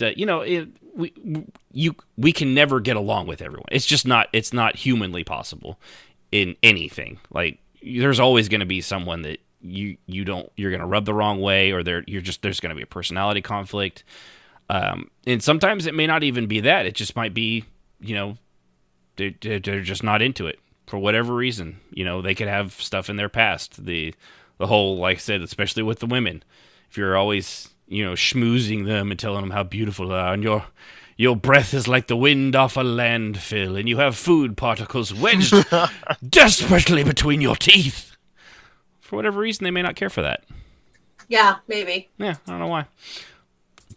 Who knew? Your eyes are black like burnt grease pans. Them some shiny black eyes, just like my charcoal on the grill. That's right. Until I light them up and they sparkle just so. Oh my god.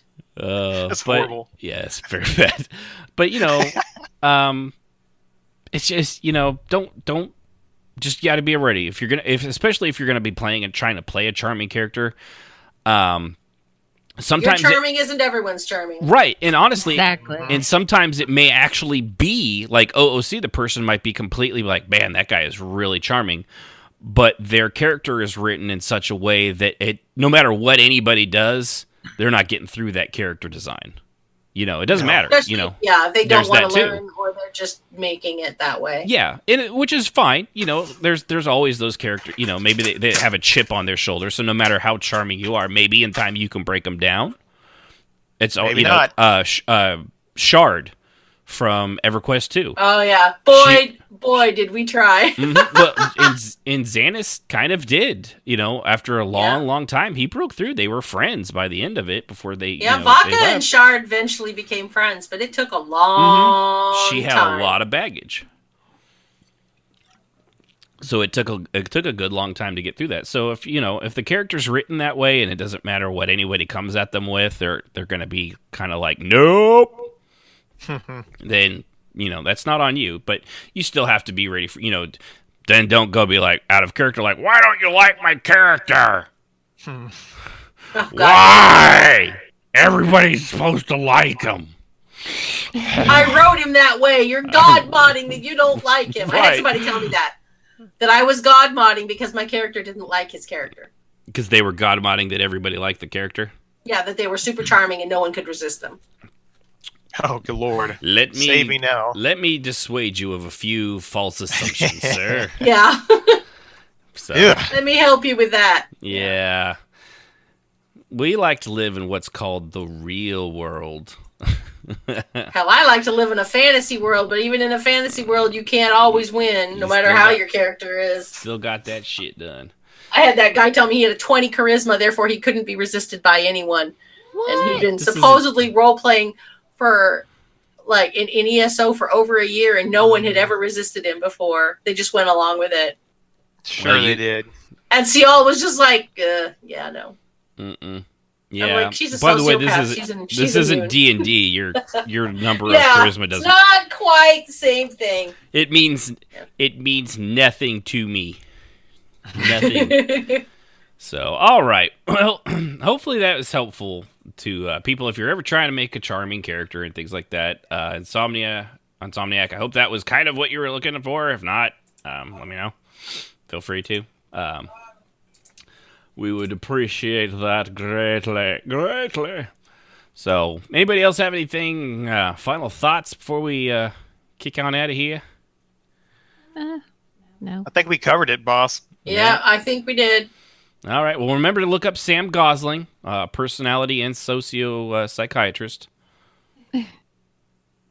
You know, like Or I else. did. So. Like I did. Light reading right there. Right. Oh, he's fascinating. I'm sure he is a delight. He actually wasn't a bad-looking fella, to be honest with you. I had to look him up. Got his number. Already have the restraining order. Did not That didn't take long. long, bro. Dang. I thought I was being charming. Well, you know. Turns out restraining order.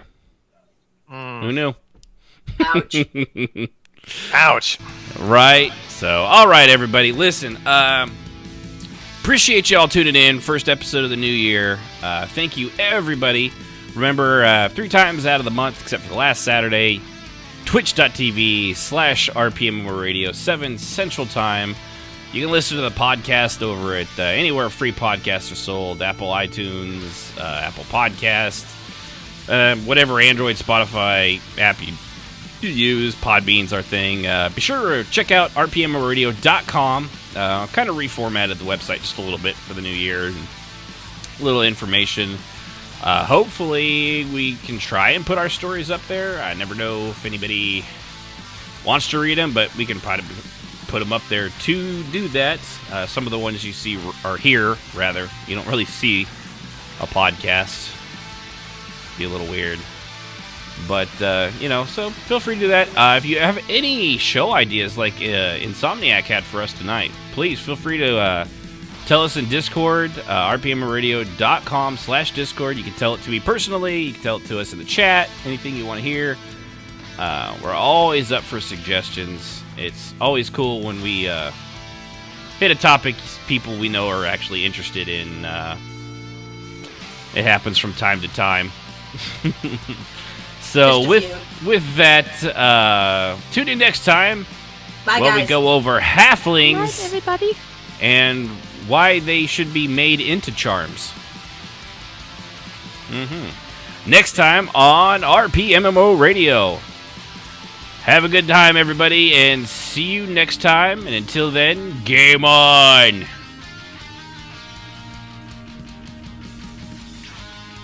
The thoughts and opinions of those on RPMMO Radio are just that and should not be taken as the gospel truth, but pretty close to it. Music, as always, is provided by Husky by the Geek. Visit him at youtube.com/HuskyByTheGeek to hear all his great video game rock covers and original music.